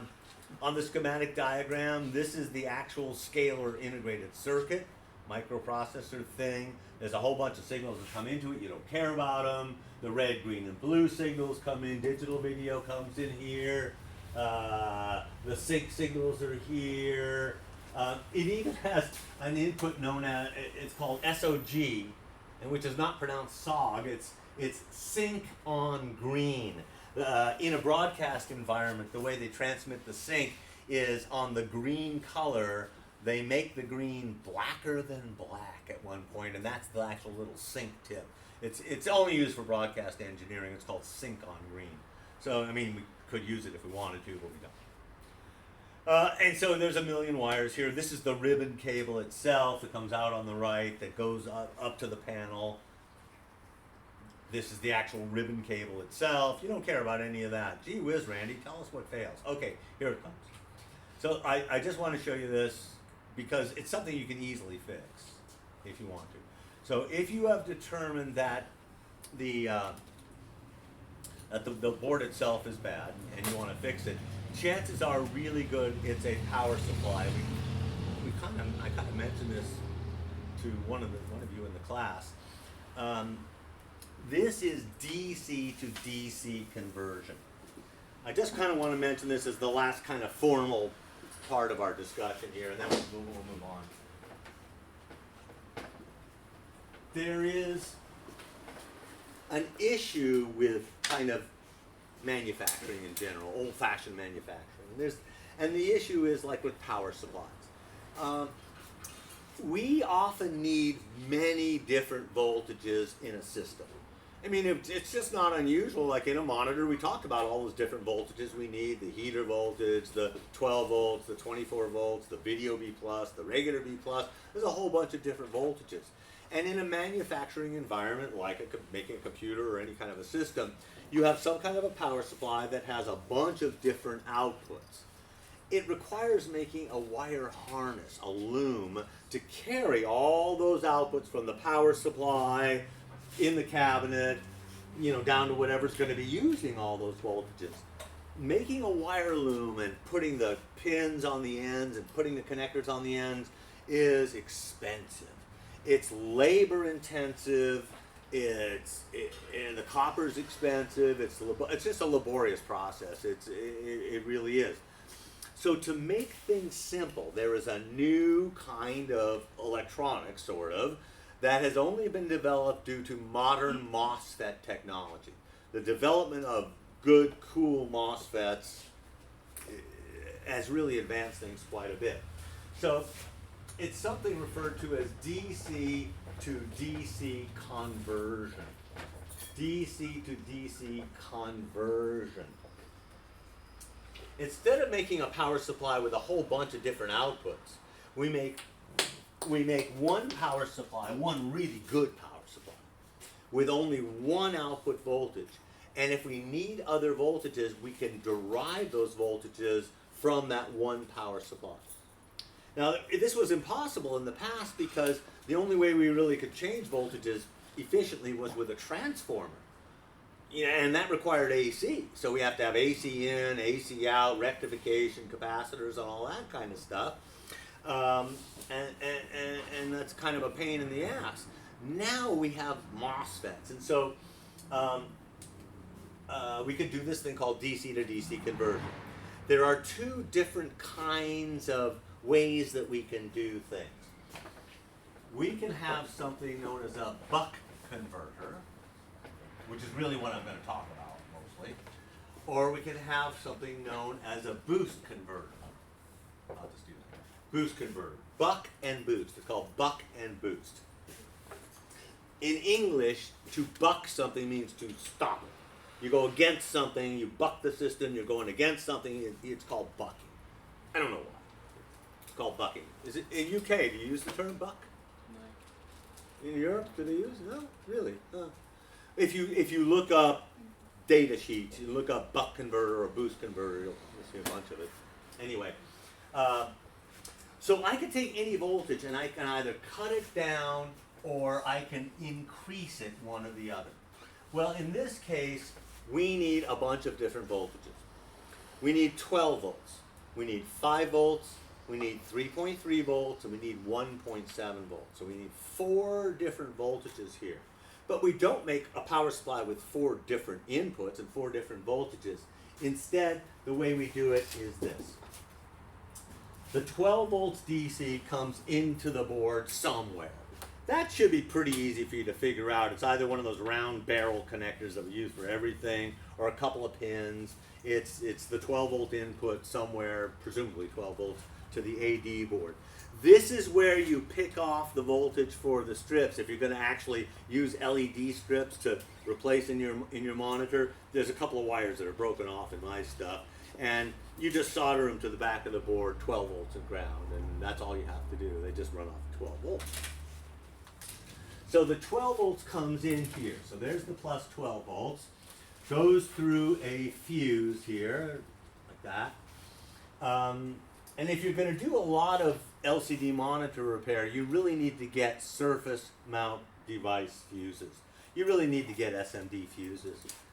Let me see if this one's still on the board. I think we stole it off.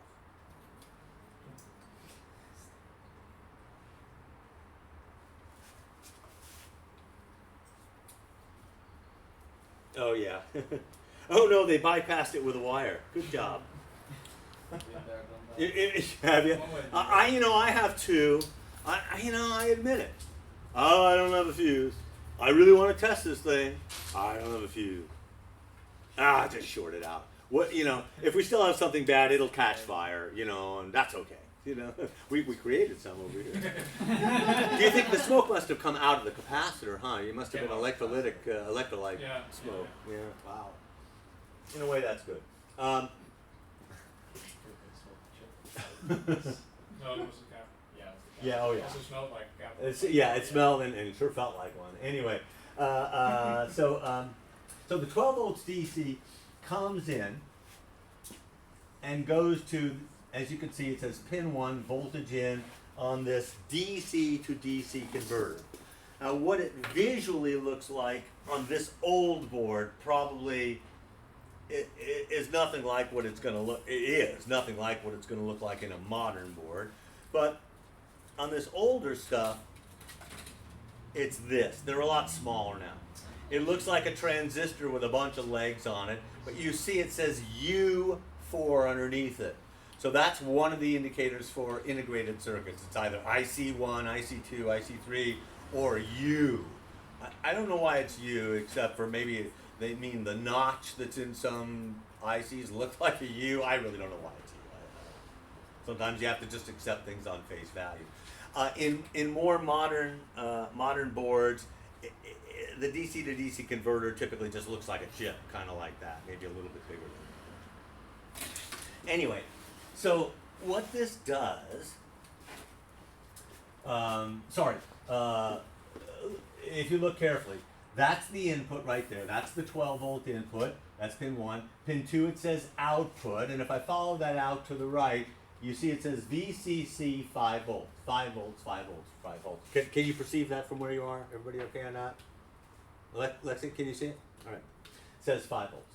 So somehow 12 volts goes into that and 5 volts goes out. But it isn't doing it like we saw before with the 3-terminal regulator. If you remember the way the 3-terminal regulator worked, we had an input that was higher than the output. What happened to the extra voltage? It got turned into heat. That isn't how we do it now. The beauty of the MOSFET is that we can eliminate the wasted power wasted in heat. Because what this IC is actually doing is chopping this 12 volts up. What comes into it is 12 volts DC like that. What comes out of this is not perfect 5 volts. What comes out of that is not 5 volts like that. What comes out of the chip is a pulse train that looks like this. It's a pulse train that's on for 43% of the time and off for 57% of the time. Well, 43% of 12 is 5 volts, right? If you kind of work it out. So what we're doing is we're turning it on and off so that the output will average 5 volts. Everybody with me on the concept? We're just chopping it up. It's the same way that we dim lights. When you dim an LED in an arcade or in your house, you're not changing the voltage to the lamps. You are PWMing it. You are chopping that up. The lower the duty cycle, the dimmer it is. So what's coming out is this pulse train. Well, remember in the power supply how the output of the bridge rectifier was this pulsating DC, right? How did we change it to beautiful straight DC? We hung a capacitor on it, if you recall. So that's what we do here. Remember, in this case, we hung a capacitor on it, and that's when we got our smooth DC. So we do the same thing over here. To the right of the buck regulator here, you see a couple of filter capacitors. Common value, 470 at 16. You really only need 3 values of capacitors to be really successful fixing LCD monitor boards, really. One of them is 470. They're all 16. 16 volts. Another one is 100 microfarads at 16 volts. And the other one is 47 microfarads at 16 volts. With those three values of capacitors, you can fix almost every LCD monitor board that's bad. These capacitors fail all the time. The filter capacitors that are to the right of the buck regulator fail constantly. It's really almost the only failure that I commonly see. And the reason that it fails, and kind of the reason I'm telling you about it here, is that this pulse train that comes out is coming out at 150 kilohertz. That is really, really fast. Remember I mentioned to you that the higher the ripple frequency, the more it gobbles up capacitors. So at 150 kilohertz, it just eats these capacitors alive. And when you look at the board, you see some filter capacitors right near the regulator. So in this case, you know, the actual device is here, and you see all these other capacitors that are near it. Now, in the real world now, those capacitors will always be surface mount devices. They will always be SMDs like that. Randy, what's the difference? Because I have sometimes replaced SMDs with normal electrolytic Of course you do. capacitors. Everybody does. Oh, I do. Everybody. I think everybody does. I'm getting to that. Just give me 1 second. You're exactly correct. Let me just finish the circuit. You're right. You're absolutely right. Right. So, so that's why these capacitors get eaten up. They just get gobbled up. Well, take a look at what this is really doing. The 12 volts comes in, goes to this regulator, comes out as 5 volts. Let's make it bigger. The 12 volts comes in pin 1 of the first buck regulator, comes out as 5 volts. You can clearly see 5 volts, the voltage for the CPU, the central processing unit of the thing, that needs 5 volts. That 5 volts then goes into another buck regulator that takes 5 volts in and gives us 3.3 volts out. That is also to power the computer itself, the little microprocessor, 3.3. Your home computer is the same way. If you have a console computer at home, it has a chip that needs 3.3 volts. Comes in as 3.3, comes in as 5, comes out as 3.3. Now, this schematic actually really needed to be this wide. They ran out of room, so they took the output of this one, ran it down, back to the left, and back into yet another regulator right here. So this one takes the 3.3 in and gives us 1.8, 1.7 or 1.8, and that's for the core of the microprocessor. As you know, microprocessor has a number crunching core. And the lower the voltage can be in the core, the faster it can crunch the numbers. So the core of a modern microprocessor is very low voltage, just like 1.7, or I guess they measured it at 1.8 here. And again, that's the capacitor that fails. The capacitor to the right of the thing, the output capacitor, is taking the pulse train and smoothing it out and making the proper voltage. Both of those second regulators are linear. No. No. Yeah, there's no inductor. And it's an AFC 1117, that's like a standard. It is? Yeah. This is linear. Oh, I'm an idiot. Well, thank you for that. The How long left have I been one, teaching this wrong? The left one 12 to 5 volt, that is a switching regulator, but those This are guy? linear. No, this one right here? Yeah, that's definitely switching, but the other two on the right, those are linear. Are they really? It's doing post regulation to smooth out the ripple. Oh. Well, they also step down to lower voltage. Yeah, but they do that for step 2.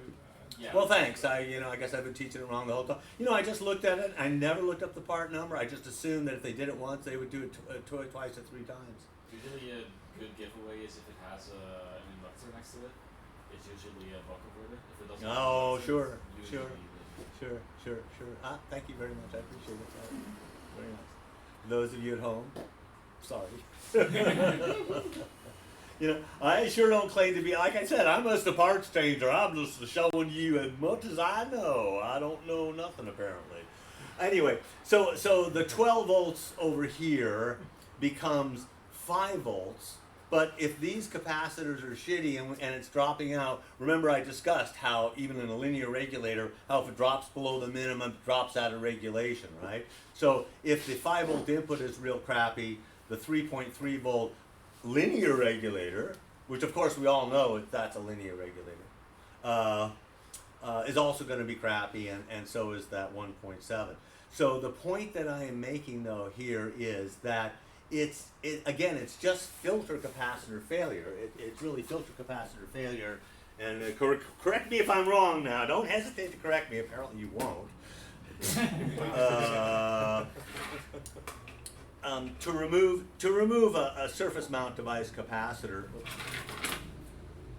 to remove an SMD part, really almost any sort, you don't really have to unsolder it. I just twist them off. Do you twist them off? Okay. So you don't rip it off. You don't want to rip the pads right off, but you just kind of slowly twist it off. And it comes right off, and it leaves a nice set of pads right there on the board that you can solder the new capacitor to. And then, as Miguel said, you don't want to do, if you're good at SMD rework, great. If you have the gear, great. I'm not so sophisticated, I'm not so technically sophisticated, I guess. So I just use a regular, conventional, high quality capacitor, a good quality Nichicon capacitor. And of course, remember that one leg is longer than the other, the negative side is shorter. So I just cut the legs off so that they're equal, bend it like this to make little feet, and I just solder its wee feet to the printed circuit board like a ballerina, like this, and then it works perfectly okay. As you know, if you've done it before, you know that it works perfectly okay. Right? Or didn't it work? Yeah. Oh, okay. I just wonder what's the difference between the two. Only physical size. That has nothing to do with, as far as we're concerned, because those are electrolytic capacitors. So they're exactly the same thing. So I would never bother trying to do SMD rework to replace an electrolytic when I could just do this and just kind of solder it to the board and Bob's your uncle. It just works perfectly. Does that make sense to everybody? Okay. So if you don't mind, I'd like to take a class picture now before we get going and drift away. Can someone suggest where we do this? Should we do it in this? Okay, let's and can somebody else bring their camera down so I can be in the picture? And Yeah, we have got someone. So. okay, all right. Let's go downstairs then. About the stream, do you want to end the stream or you have something else? Yeah, no, that's it. So thank you. Bye bye. Live long and prosper. Live long and prosper.